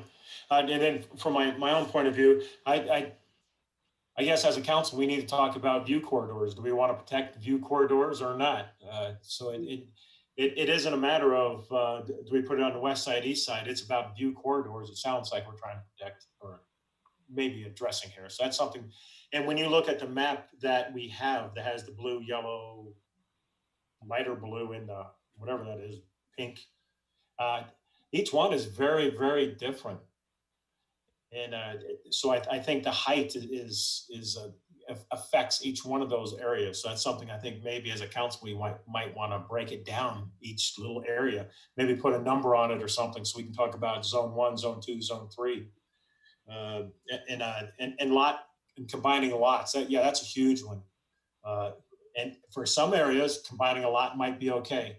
But again, if we broke it into different zones, there's certain areas that I think would not be acceptable, at least not to me. So, council, man, we have talked this one out for a while. We could go on this one a lot longer, I'm quite sure. But maybe, Brett, if you could look at it instead of having, and this is almost back to Karina's point, when I look at it, if we had it zone, you know, DTA 1 or DTA 2, so when we talk about a particular area, we can be real specific. If you don't mind. There's different ways of doing that, but conceptually, right. Again, we'll have continued conversation that if it's council's pleasure that you can accommodate a 4-story in some areas, where would that be? Where would it be limited to? We don't want to open the floodgates and, you know, open whole character areas to that necessarily, but there are probably some properties that would be more feasible than others. So, and again, we want to keep things simple, right? We don't want to create complex maps and add complexity, but I get your point that I think there's ways that we can address that. Right. Pam has another comment, and then let's try to let Brett wrap her up for us. One last comment as we talk about these 4-story buildings and these lot line to lot line huge buildings. I think there's something we're forgetting, and I wish Nori was here, and that's historic preservation. We have that area, for example, on Alamo, where people used to live, and they're commercial buildings, but that adds to the character of our downtown. Yet you go back to the flavor, and we have to think about something about preservation instead of huge buildings all over the place that don't preserve our character. That's a good point, Pam, because when I know my nephew, when he came to town to visit me a while back, driving up Alamo, he's always liked Alamo. Then all of a sudden he was in my car. All of a sudden he went, whoa, And I don't have to tell you what building we're talking about here, but that's a good point too. So that's why I think breaking it down almost block by block is going to be very important to all of us. Council, if we don't have anything else for Brett, let's let him go. We went double our time on this, and man, we could go more, I know. But thank you very much. So Mark, what is our schedule the next time we'll get with Brett, and hopefully, you know, your whole team will be with us that time. Yeah, I think Brett and Kathleen have touched on it. Next week is when we're going to have Nori back, and certainly the economic model here. So I think you're going to see all this kind of being pulled together here at once. And that's with Planning Commission. Correct. Okay, and Scott? Brett, how much lead time are we going to have on when we receive the draft, when we receive the economic viability model, and when we need to sit down in a meeting with Planning Commission? I expect there's going to be a lot to go over. There is. We have the meeting on the 30th, and then 2 days later, we are delivering the first draft. And then, as Kathleen pointed out, we have, 30 days after that. So I guess you'll have from the July 1st, you have a pleasant holiday, lots of reading to do. So that's our delivery schedule right now. And the idea is to basically use the whole month of July to get comments and to try to bring these things to final decisions and to build whatever consensus we can on how we want to treat all these things. So I think we keep getting, as we're going along, we keep getting closer and closer and closer in how we are drafting and calibrating all the dimensions and stuff. So we'll just kind of continue that process through July. What about the economic viability model? When will we see that? Yeah, Scott, You'll see that. Jump in here and be part of your packet for Monday. So that's in our Legistar approval cycle as we speak. Okay. Good. All right. Well, thank you very much, Brett. Yeah. I'm sorry, Kathleen, what? No, I was going to say, given that it's the only item for the study session next week, as soon as we're through that, it'll be in your hands. Great. Thank you very much. Mark? I think, Mayor, Council, I think that's it from my perspective. Appreciate the time. And obviously, we did spend a lot of time getting through this detail, but I'm looking forward to next week. All right, cool. Thank you very much, Brett. Thank you very much, Mayor, All right, Council, and staff. Thank you. Council, do you want to take 5 minutes? I see a couple of heads nodding. It is 8:22. If we could be back in 5 minutes, that would be great. So that would be 8:27. Great. Thank you.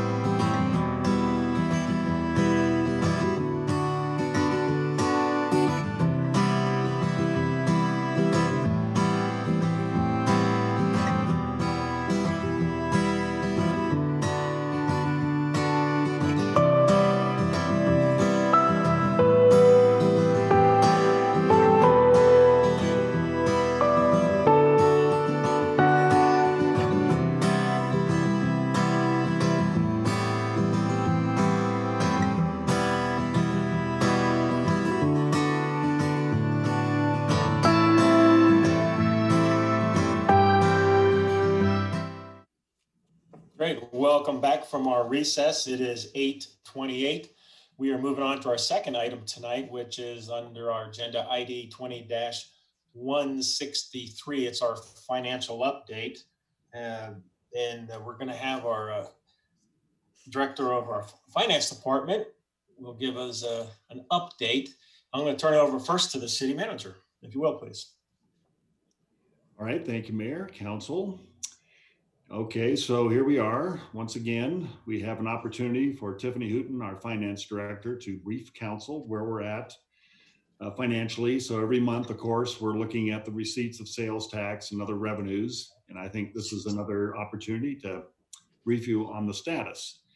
So Tiffany, oh, by the way, before I turn it over to Tiffany, I think she's got a few financial things, and I want to be able to tie in some other issues here with some of our other city facilities and talk a little bit about how we're going to open that up since financially here we've got a little bit of breathing room. So with that, Tiffany. Sure, thank you. I'm going to go ahead and share my screen here.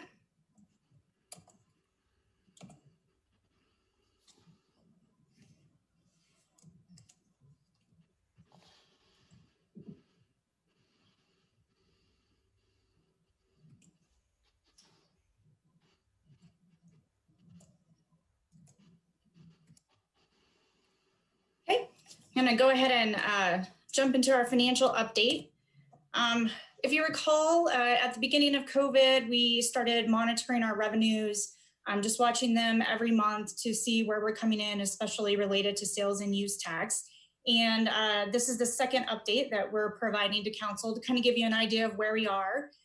Talk about some the May and sales and use tax report specifically, and then we will talk about some updates to potential lost revenues for 2020 and forward. And then we'll talk a little bit about the general fund reserves. And then we'll touch on the 5-year financial plan, similar to what we did the last month.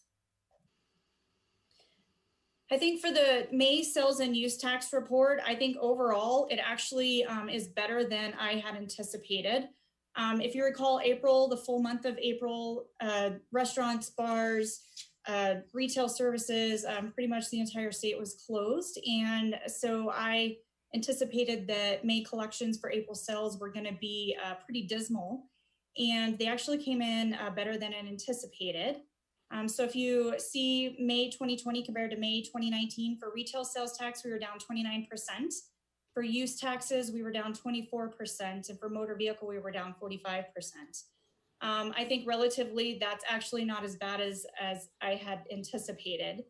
And if you look year to date, we kind of went in the first quarter of 2020 ahead of where we were in 2019. So that kind of helped bridge that gap there. But for retail sales tax, we're down about 5%. And for use taxes, 40%. And motor vehicle, we're down about 12%.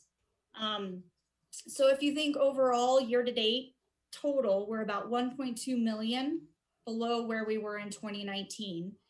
And as I mentioned, in light of COVID and everything that's been happening, state, national, and the world economy, it's actually much better than we had anticipated.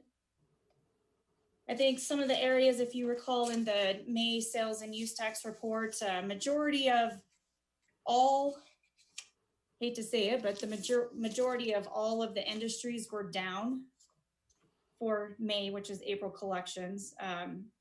There were a couple that were slightly higher than 2019, but overall, it really is what we anticipated. We anticipated almost every industry to be down. In addition, we also anticipated that almost every geographical location in the city was going to be down, and that really did come into where we had anticipated.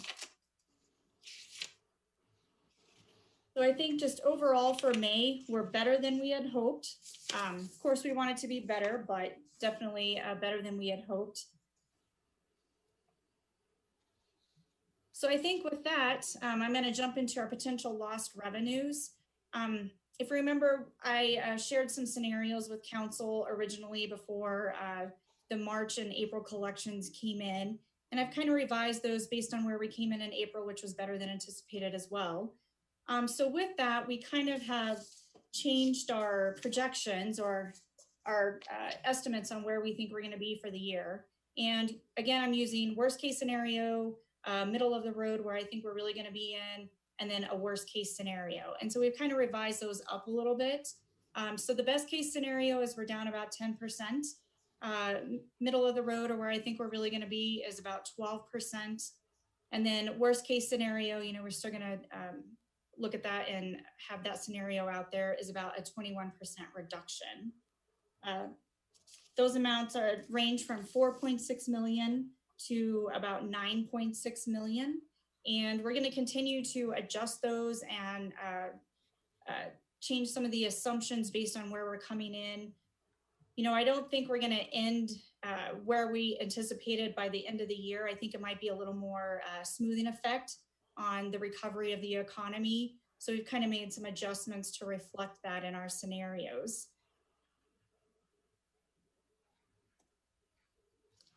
We kind of touched on this last time, the expenditures that we've already reduced for 2020, $2.1 million, the elimination of the market increases, the suspension of the 457 match. We instilled some furloughs, and then we've put freeze on vacant positions with a few exceptions. And I think looking at the April revenues, the May revenues, and where we're looking to come in for June, I think we're in a really good spot. I don't think there's any additional measures that we need to take for reductions currently, which I think is a good thing.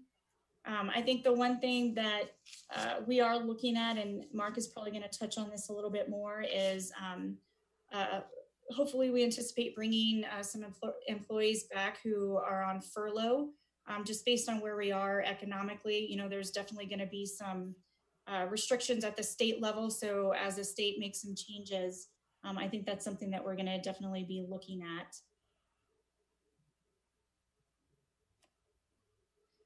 For general fund reserves, if you recall, our policy is to be at 8 to 18% at the end of the 5-year forecast.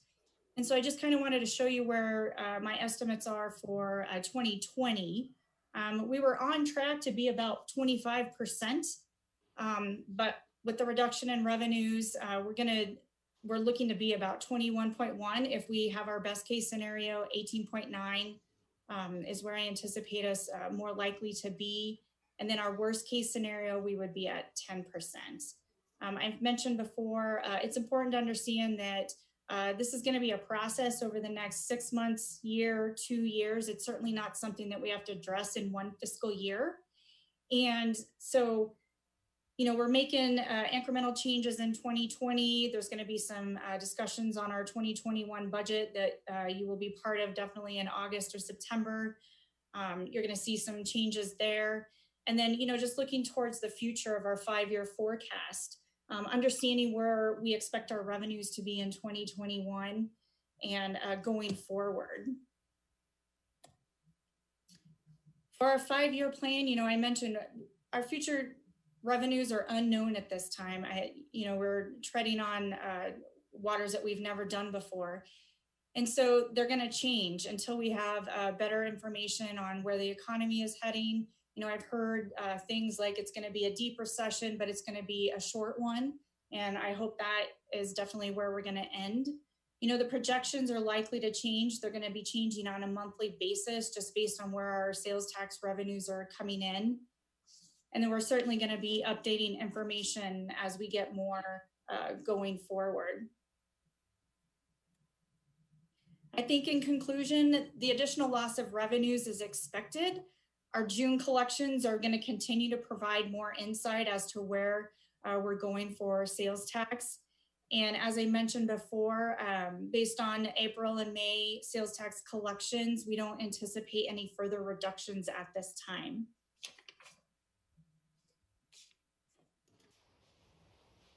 And I think with that, I'm just going to open it up for questions. Great. Thank you, Tiffany. I do have a couple questions. I'll just start it out, I guess. When I look at the report, and this is for Mark, I think. Let's see, where'd my report go? Oh, here it is. When I look at the report, I think it's on page 3. When it talks about the you're reviewing, the departments are reviewing areas that they can consider cutting back, but not implementing in 2020. And then it goes down to the next paragraph, next full paragraph, where it starts with additional, but it's the second to last sentence. It says that it's important to recognize that the revenue losses can be addressed over years and not necessarily in the current fiscal year. But yet, if it's going back to that other paragraph, like I said, review will be considered as part of the development of 2021 budget, but could be implemented sooner if needed. And the modeling that they're giving us now is that we're going to have a second wave, and that could mean shutting down businesses again. So wouldn't it behoove us to make as many cuts possible right now in preparation of a possible second wave? Well, in my opinion, I think we need to take very measured steps here month by month. And I would suggest that we be conservative. I would not suggest that we cut too deep. I think that that could prove to be, quite honestly, just unnecessary. I think based on what we see here for the balance of the year, I think we're probably in a pretty good position here to kind of finish the 2020 calendar year. And with the cuts that we've already made here that Tiffany has shown you, I think we're just actually pretty good shape. In fact, I am looking at bringing back some limited use of the museum and the library here for limited hours. And I think that it's a conservative approach. I think we can actually maintain that through the balance of the year. We do have a couple of state health issues that we're trying to work through here specifically for the library. But I think just financially, I'm not suggesting that we cut too deep. Now, there are a few things in motion here to prepare us for the budget process with council in September that really looks beyond 2020. In my opinion, 2020 is not so much the challenge, it's 2021 and beyond. And Tiffany has touched on this in the past and certainly tonight. When you put together a budget for 1 year, that's a very limited view. And that's why the council put together a policy here a couple of years ago and adopted by a resolution here, specifically a 5-year plan. And I think it's real important that we kind of look to that. So, and we can forecast, I would say pretty strongly through many of those years. And I do have a concern in 2021 and beyond. And so one of the things that we've put in motion here that I've shared with council is that we are stepping into an early retirement program within the organization. We have a 2-week period. We're about halfway through. And just a quick glimpse of that here tonight before the meeting. It looks like we've achieved at least the minimum results that we had hoped. The whole purpose of that, of course, is that we have the opportunity here for people to retire and not fill the positions, largely. I mean, might be a few exceptions, but largely the intent is to save that. And that's going to be absolutely critical, in my opinion, for us to kind of put together a budget that really looks into the 5 years. And I think the other important piece here is that we've asked every single department to look at 2 different scenarios, a loss of revenue at 10% and 20%. And I think that we're poised to act on that in any given month. So we do have plans basically in our back pocket here so that if we have to react and go deeper for a cut, that we're ready. And I think the forecast here for the month, the next month or two, I think positions us pretty well for the budget discussion here with council. And we'll take our best estimate here, of course, and we'll put together a budget, and we'll just have to see how the economy plays out through December, through the first of the year. And I'm sure we all have been watching the news carefully. In my opinion, you know, we're going to have this pandemic with us probably for another year. And so our economy here is just going to bump along. There'll be ups and downs, is my guess. We'll have a second wave of the virus. Many predict that, maybe not. But I think at the moment here, it looks like we're rebounding pretty well. But I don't want us to take that for granted. And so we do need to be positioned to react quickly. Okay. And the other question I have on the report on page 4, the second sentence, it says that this does not consider future revenues and expenditures as estimated in the 5-year plan. I just don't know what that means. What does that mean? Tiffany, I guess that's a Tiffany question, probably. Yeah, so the numbers that you're looking at there are for the ending fund balance or reserve for 2020. So that's not looking into the future. It's not looking at 2021, 22, 23. It's clearly looking at if those scenarios come true, either A, B, or C, that's what it will look like at the end of 2020. Okay, so you weren't making adjustments with those. That was just on the 2020 that you're making the big adjustment. Right. Okay, cool. All right, I'm going to open up. I have other questions, but I'm going to open it up to council. Who will start with Patrick. You know, this might be going off topic just a little bit, but you know, you mentioned, Jerry, you're concerned about COVID, and Mark also mentioned the same thing. You know, I don't think many of our businesses can survive another shutdown. I want to ask Mark and Reed to, you know, I don't know what our current number is in Littleton. I know we kept getting grouped into Arapahoe County, and I don't think that's fair. But certainly I think we should be proactive in this, and already saw laying the groundwork that if Governor Polis wants to go for a second round of shutdown, that we are poised with the with Tri-County Health and also the Arapahoe County to say, you know, listen, we've been going down, you know, we're not like, you know, don't lump us in there with the roar. So just a thought.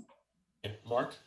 Yeah, Mayor, it's a great question and very timely, because I just had a conversation with Arapahoe County staff and other city managers in the county about just this topic. In fact, it also came up Friday with the county commissioners, the mayors, and city managers. I think we all recognize we learned some lessons here this go around with the governor and Tri-County Health, and you know, it was bumpy at times. And I think one of the suggestions that came out of Friday's discussion was looking for a group of policymakers to actually work as a subcommittee here with Tri-County Health, not just for the second wave, but really to try to manage this thing through the balance of probably another year until the vaccine hopefully pops up. I think we all recognize that it has been extremely difficult on every city, certainly ours, our restaurants, the whole retail industry. And I think that we're looking for, and Tri-County is very open to this, some way for them to get a temperature read here from the other cities so that we step into something hopefully a little more reasonable. I also think there's some interest on the part even of at the state level of perhaps if things continue to go well, some way for the county to kind of look towards the city and actually manage these more on a local level rather than at the state or the county level.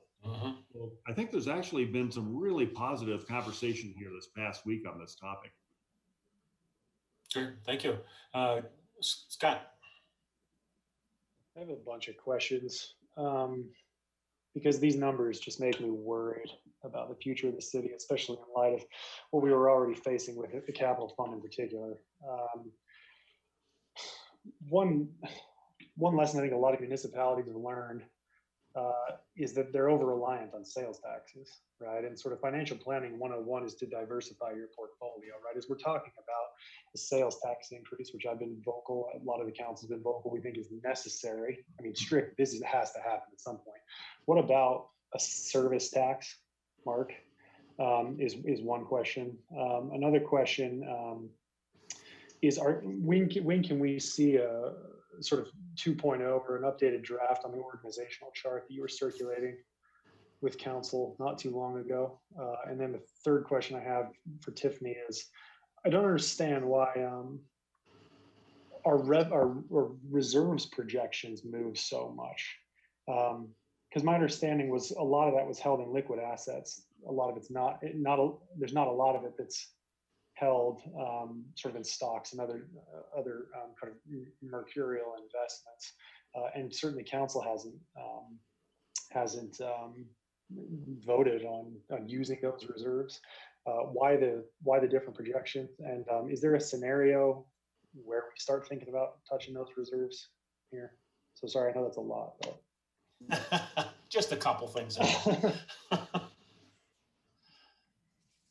Yeah, I'll touch on the reserves. So, you know, I was mentioning this is not really something that we have to address all in one year. You know, if we have a $9 million revenue loss, there's no way that we can recoup that or make that change in one fiscal year.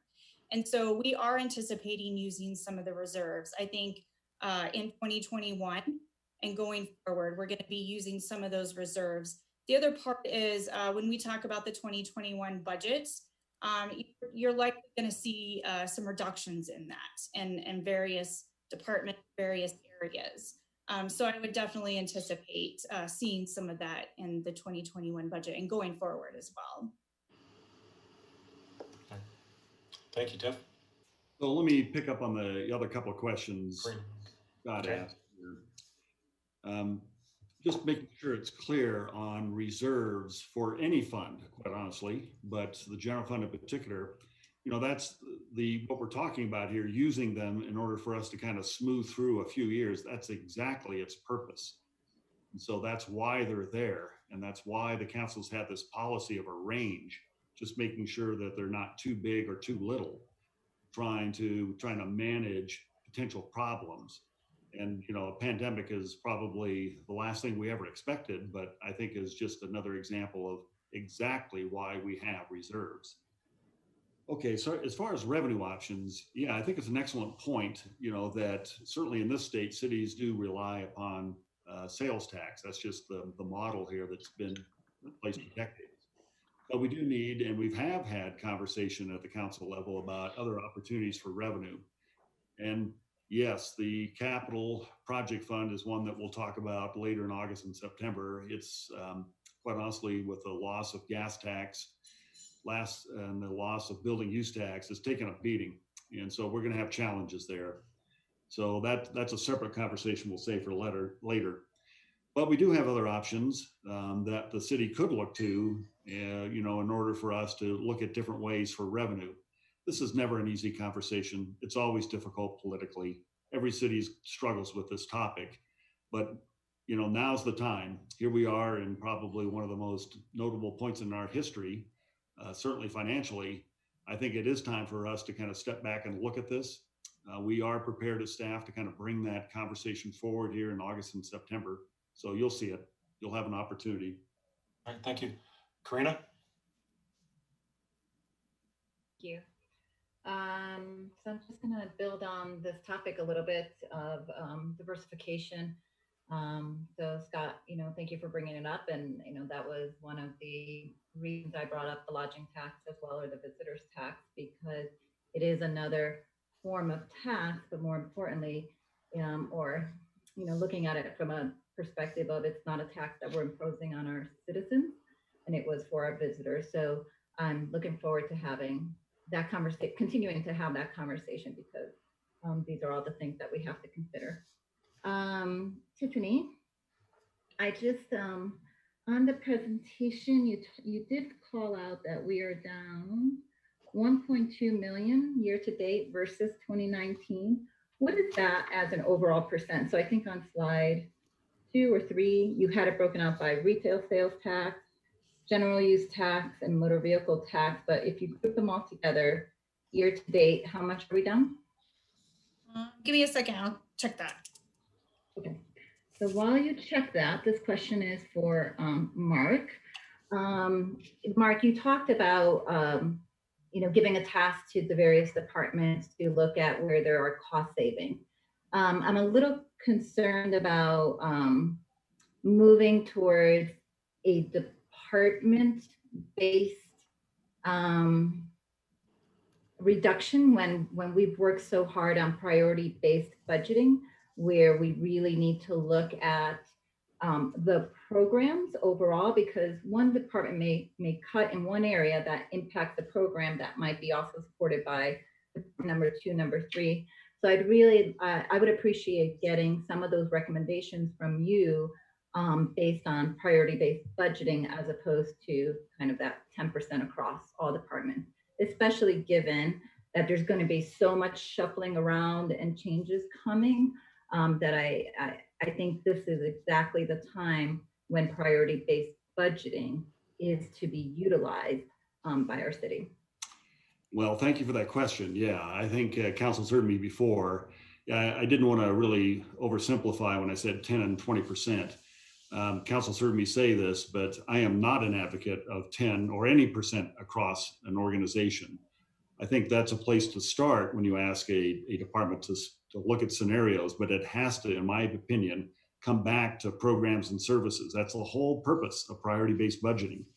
And so we are looking at bringing that information to you at a new level here during August and September. So, we have some understanding of where we stand with some of this.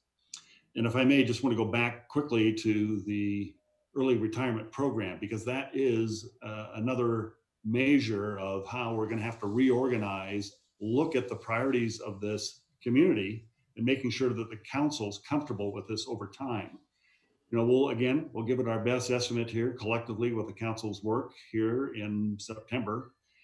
But it will be a year from now before we actually see how the dust settles here with this reorganization and this restructuring. One other question that Scott asked is just when will you see the org chart of this? The actual closing of the early retirement program opportunity is next Monday. So shortly thereafter, I'll have a confirmation of who's taking advantage of this.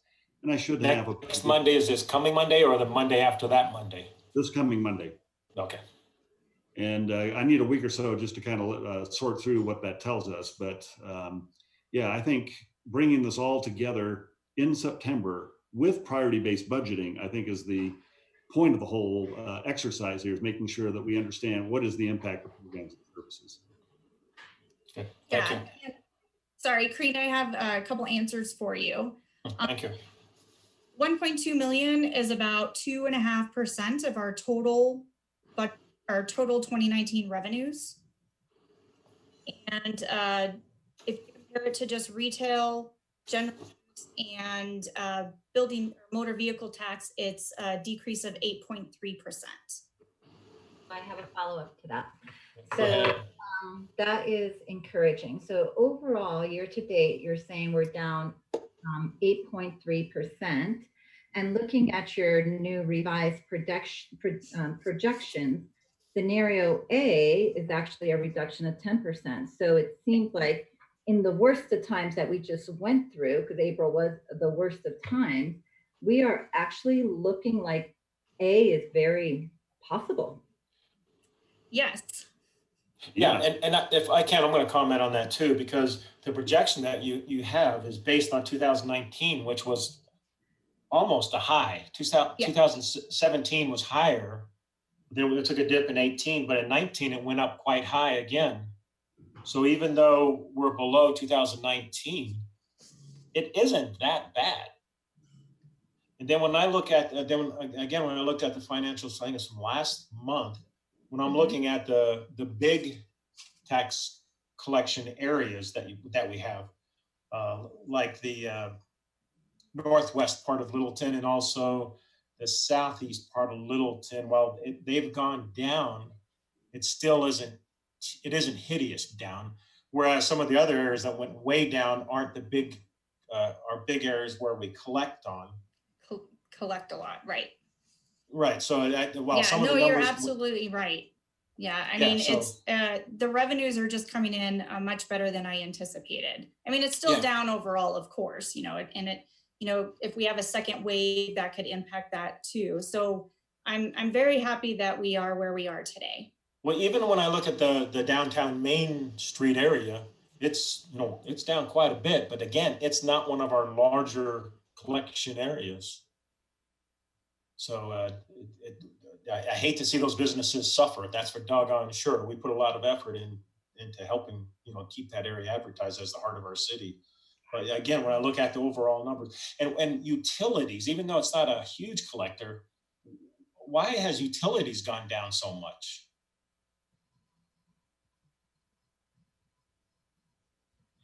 Do we lose Tiffany? I think we did.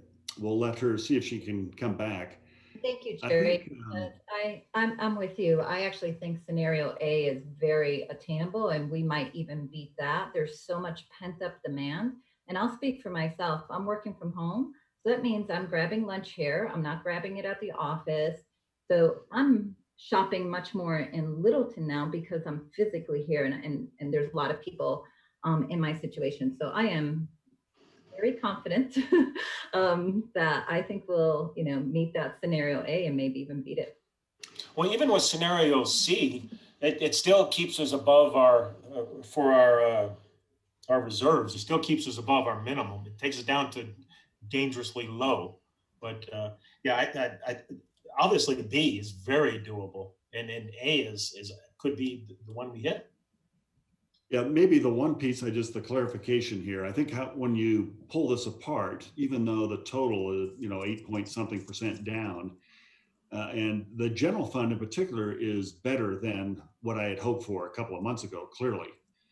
It's the capital project fund, just because of the types of revenue of general use tax. This is the tax of a project that's being built, the 3% that goes from there into that fund, and the gas tax. The combination of those two are just way down. And so I think this is the piece where we're going to struggle as we kind of look to trying to manage, projects, transportation specifically, managing growth.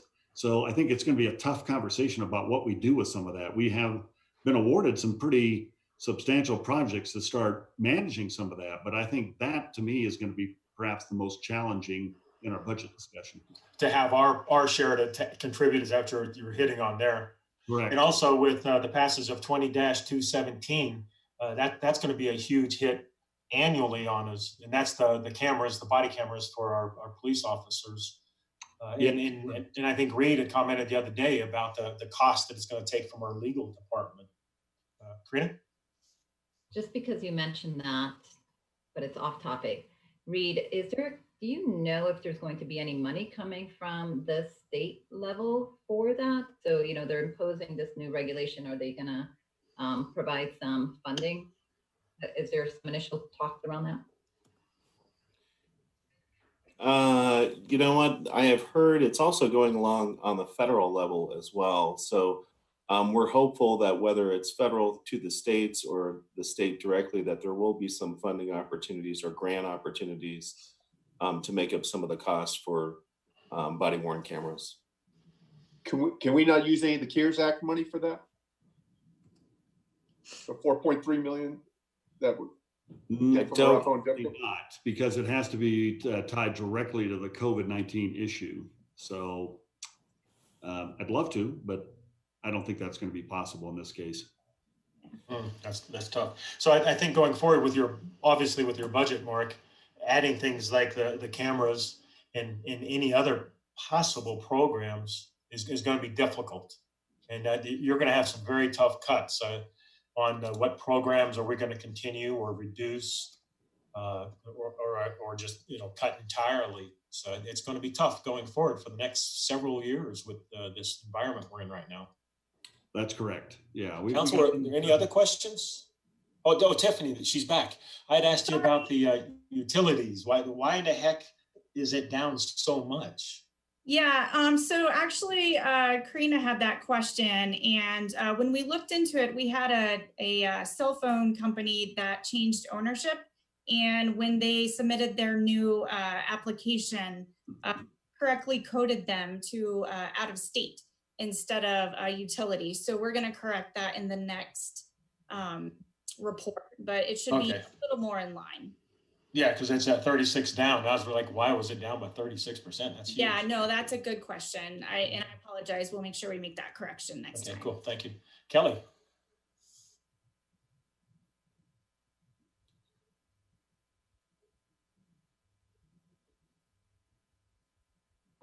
Sorry, took me a second. I actually have three questions and comments.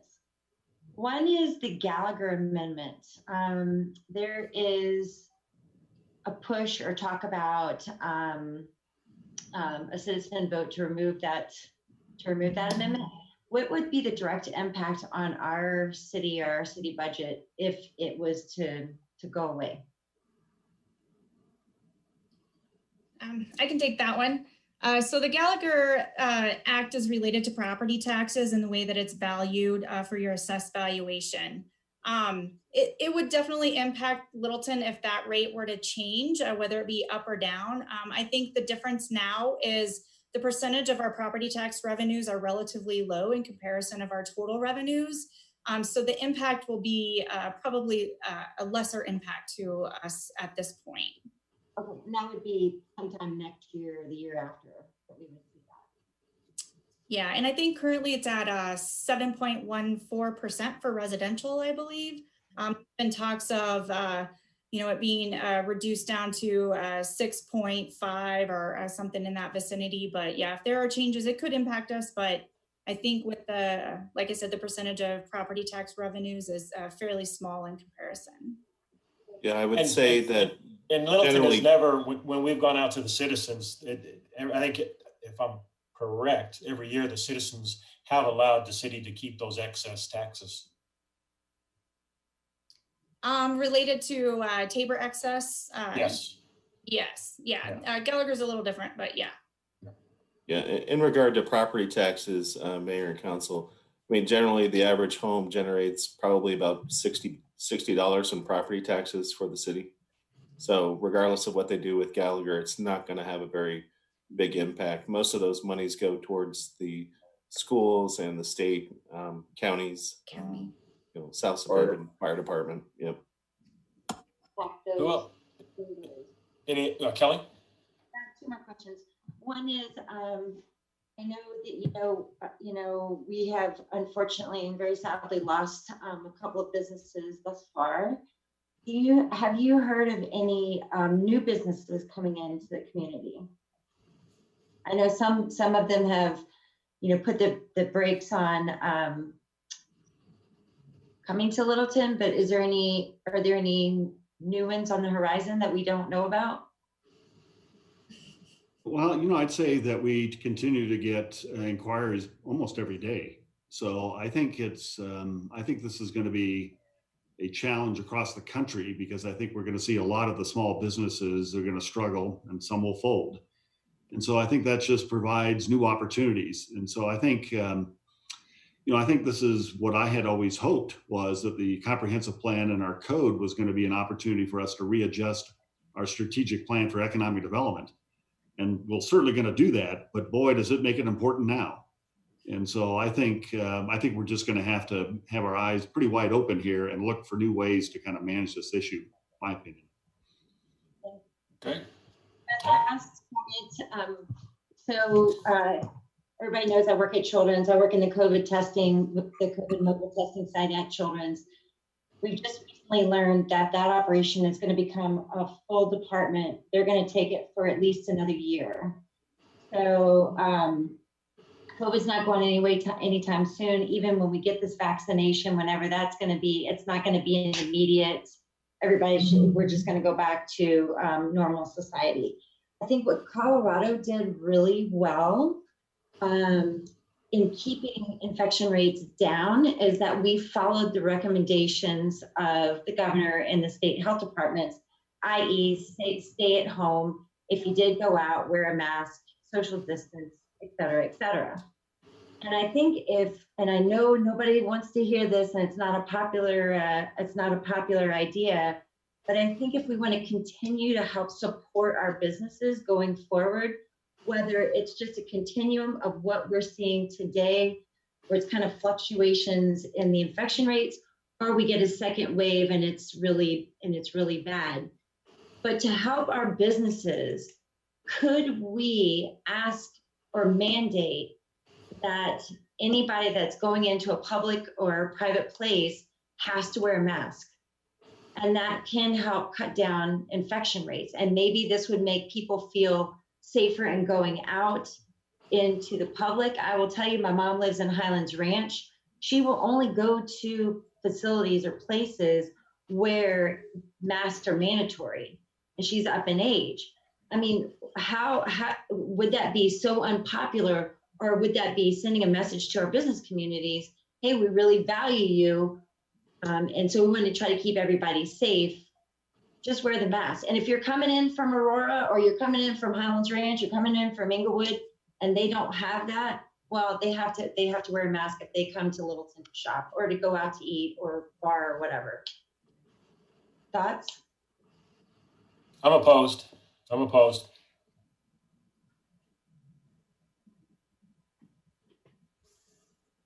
All right. Any other questions? Man, we went through this part a lot easier. Oh, Karina, then Pam. Pam, do you want to go first? I don't think you had a chance to ask. Go ahead. Okay, Pam. Just a comment, based on citizen comments, I think that the recommendation is if people want to wear a mask, they should, but mandatory seems, I don't know if it'd be popular with many of our citizens. I think there's pretty divided. Karina. Okay. I have a couple of additional items based on some of this conversation on how successful we are so far with our estimates and coming in better. And the question of is there interest, our business is interested. And I think we have a marketing opportunity here to show the strength of Littleton despite COVID, that I think could help further attract companies to Littleton in particular versus maybe another community, because we have remained strong. We've had the right policies. We have a strong business community. So I think we should kind of tap into that as a kind of proof point of how strong and resilient we are. I think that'll help help us win some of those businesses over. Good point. Good point. Yeah. So this question maybe goes to Mark or Tiffany. There were a number of initiatives that we talked about at our budget meeting on cost saving measures that we were already planning for. And this, has nothing to do with COVID. Just want to get maybe a status or an understanding of to what degree they are already part of some of the estimates we had. One, we were expecting some savings from the from South Metro Fire. So with that whole department leaving, we were going to kind of have some savings in some of our, I'll call it shared or internal services, from HR to finance, maybe technology, I guess. So did we realize the savings that we had projected from the fire merger? We also now have a grant officer, which is intended to get grants for us to minimize our contribution or our full burden of certain projects. Where are we on that? And then I believe we also had a procurement initiative that was, I think, technology and finance partnership, where we were looking to consolidate some of our processes and procurement policies to render some savings there. So are all of those on track, getting the value that we expected from that, and have they been incorporated into our numbers?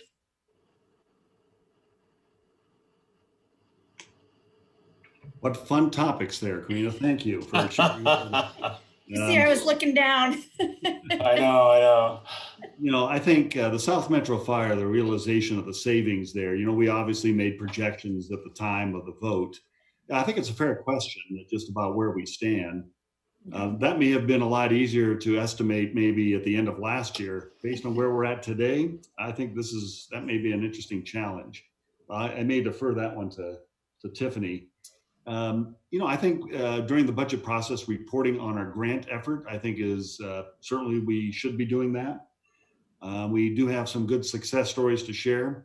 Obviously, I know that Laura's been dedicated to the CARES Act here to a large extent, but yeah, I think that's another one that we simply could report back on. Yep. And procurement, I think definitely in the reorganization here that I've been looking at here as a result of the early retirement program, I do want to report on that. That is one of the core things Tiffany and I and others have been talking about. There's just an opportunity there for us to be much more efficient and literally save a fair amount of money. And so I definitely want to push that forward and would love to report that out when we're ready here, probably in August. Good. Yeah, I'd hope so. Yeah, procurement's a big deal for me. It always has been. Scott? Yeah, I'm just sitting here as I'm listening to the conversation, thinking through future strategies. And of course, we can increase revenues, we can decrease expenditures. I think another thing we can do, to Karina's point, is we can make a deliberate effort to increase our community resiliency. And that reminds me of course, Keith Reister's presentation on his master planning list from his last study session. There was a sustainability master plan on that, which of course I'm interested in to the extent it has to do with environmental sustainability. But in communities all over the country, that kind of sustainability master planning has just as much to do with making that deliberate effort to cultivate and practice community resiliency. And I wonder if, for both of those reasons, it's maybe an appropriate time to invest in that type of master planning. I mean, I agree with Karina's point to a certain extent that Littleton's a strong community, and that's part of the reason why we were just devastated, like some communities were by COVID. But part of it was we just got lucky, and to the extent we can take control of our resilience going forward, I think that's got to be a part of our financial and other strategies. Well, I think actually the question reminds me, maybe some of council will remember this. We actually brought in somebody from CSU to talk about resiliency here specifically for the city of Littleton, economic resiliency specifically. And there was a report that was put together, and just right off the top of my head, I think it's definitely good timing for us to pull that report out and remind ourselves what did it recommend and kind of where are we at relative to that issue. We could talk much more about resiliency. I know that some of the things that we've done here puts us in a better position compared to, maybe 3 or 4 years ago, but I think it's a fair question. Yeah. Carol, do you have anything you'd like to add? I don't, thank you. All right, good. Scott, I'm sorry, did you have more? Cool. No, all good. Thanks, Jerry. Okay, thank you. Patrick. Yeah, just a quick comment. I don't know if anybody else noticed over the weekend, I saw the marijuana industry guys down there getting signatures on to get their initiative on the ballot. I think that's something the city's well aware of, and we've all been approached by, I don't recall the name of the group, but about our opinion on getting on the ballot. If I recall, I think the city was not in favor of it 4 years ago. But desperate times might call for desperate measures, and they do bring a ton of money into communities that participate in that industry. Just a thought, just a comment. Yeah, and the vote wasn't a huge difference. District 1 and District 2 were in favor, and District 3 and 4 had enough votes to shoot it down. But it was at least back then. I remember they talked to us quite a bit. It was several $1 million that they talked, or a couple $1 million at least. Scott? Yeah, just to that point, that group has conducted some polling, which, never ask a barber if you need a haircut. And the point being, it's probably partisan, right? But if it's to be believed, they've got that vote locked up. And at that point, it becomes a question about community control. Because if they do an initiative and they win it, then council's got nothing to say about it. The community has nothing to say about it other than vote at the ballot box. And it's worth considering just as a question of control. And I think it's worth having a conversation about it just for that reason alone. Mark, is there a way that we can take our own poll, just test the waters? Why would we do that? Certainly we could. I think if we're going to go down this path, I think we need to schedule some time and really talk through the issues here. There's a lot of history tied to this topic here. And if that's council's direction, we certainly can schedule that, but No, I'm not suggesting that. And Karina had asked why, and I was saying in response to Scott's question, saying that they believe they have a lot of votes to get it to pass. Well, that's why they're walking around trying to get signatures to get it on the ballot. They have hired a national campaign company to do that. So yes, there's a lot of money behind the marijuana industry. We all know that in Colorado. And, you know, if they're choosing to take it to the orders, to the voters, I don't think that prohibits or limits us in what we can control. We already have a substantial amount of control of where it can be placed. We can take a similar stance if it goes that way. Yeah, you're right. And I know last time that they went before council, there was a lot of people that testified, and very, very few were citizens of Littleton. Very few. And I'll just jump in as Colleen Norton, our city clerk, and myself look through kind of the ballot language and the petition. We did preserve the right for our city council to make those decisions, which I will call kind of legislative or administrative type provisions to allow us to have some control in terms of where they are placed or how many there are. So there will be, if it was successful, an opportunity for council to weigh in on kind of the regulations surrounding it if it was adopted. Yeah, it doesn't become the Wild West of pot. There are a lot of state regulations around it still. Anyone else? Cool. I think we're done. Turn it back over to Mark. You have anything? Yes, Mayor. Council, your report, that is? I do. I have just a few, and I know it's late here, but I do have a couple of, I think, important just updates here. And I'll try to elaborate perhaps in an email or something later here. But the weekends on Main Street, we've done the 2 weeks. Staff had a meeting here with the merchants here this afternoon. I have a briefing tomorrow. I'll provide that feedback to you here shortly thereafter. I think we've certainly learned a few things here about all that, and we'll share that with you. I did add another study session on the 14th, the topic about the CARES Act. The cities have come to some large agreement here with the county about what another round of business grants may look like. And this is more about what the county would do versus cities. And I just want to brief the council on that and kind of get your direction to see what you want to do here specifically for our businesses. The county informed the managers here this afternoon that the variance request here for restaurants, gyms, and the like that they made on June 10th has been shelved here, delayed by the state. And perhaps some of you have heard this, but the state has put a hold on all this. They've been overwhelmed by variance requests. However, at the manager discussion here, we discussed that we still want to proceed with another round of variances. So we're going to meet here first part of next week and talk through some of that. In fact, we have a draft here that we're circulating with staff and the city attorney's office on that next round. And that variance was for, was it 75%? Well, we started with that, but the county dropped it to 50% for restaurants, and specifically they were dropping the maximum amount of people and relying upon a capacity based on the fire marshal, the fire code. Okay. Reed may have a couple of updates related to all that, but so that's pretty disappointing. Then let's see, here's perhaps one thing that I want to just share here tonight that I think is pretty important. And it came up as a big theme in the city manager discussion here across the county. Many cities are looking at an opportunity through a telephone town hall or some other forum to engage their community about policing, community policing, and civil issues.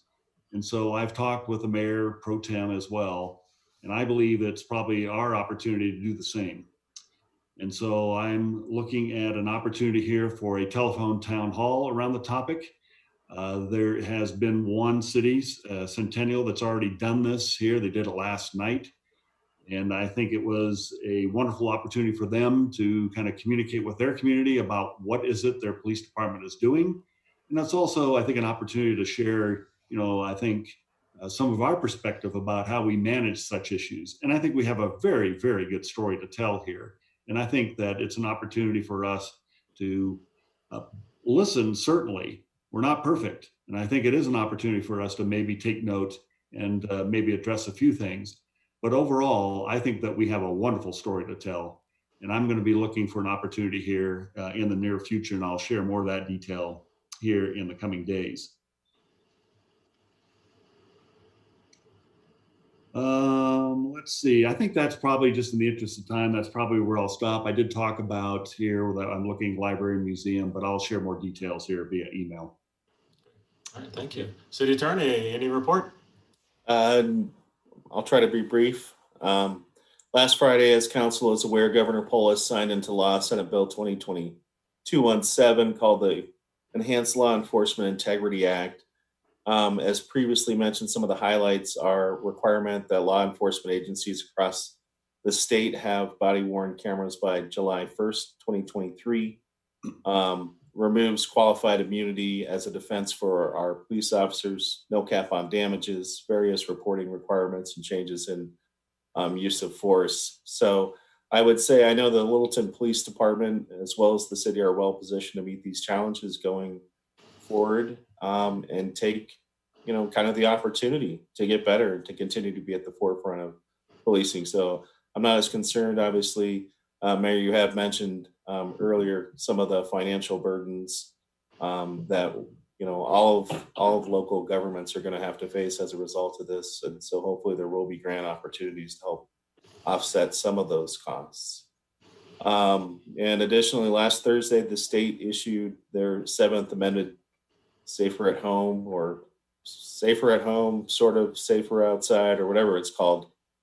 Today, this would be the 137th order issued by the governor and CDPHE for those of you counting at home. But some of the highlights of that are they introduced what's called a social distancing space calculator, and it's actually online. You can take the square footage of your business. You can figure out how much of your business has certain fixtures, and then you can use that to determine what your maximum capacity of persons that you can have in your establishment are. Primarily that applies to kind of some of our larger restaurants that may have more room. And so depending on the size of your venue, you could have maybe 100 people. So it's definitely an increase from the 50 that we were seeing, but probably not good enough for a lot of our establishments. Bars and gyms can open at 25% capacity up to 50 persons. And as Mark is going to explain regarding our museums and libraries, I think we are in position to reopen the museum grounds starting next week. And Mark will provide the details in terms of what that looks like, as well as the plans for reopening the interior of the museum, as well as in the future the library. Great. So, Great. Yeah, Karina and I both. Yeah. That's all I Thank have. you very much. All right, Council, our next meeting is Tuesday. It is a 5th Tuesday. We don't normally, but we do have a joint meeting with the Planning Commission. So if we have nothing else, it is 9:26 and we are adjourned. Have a good one, Council. Bye-bye.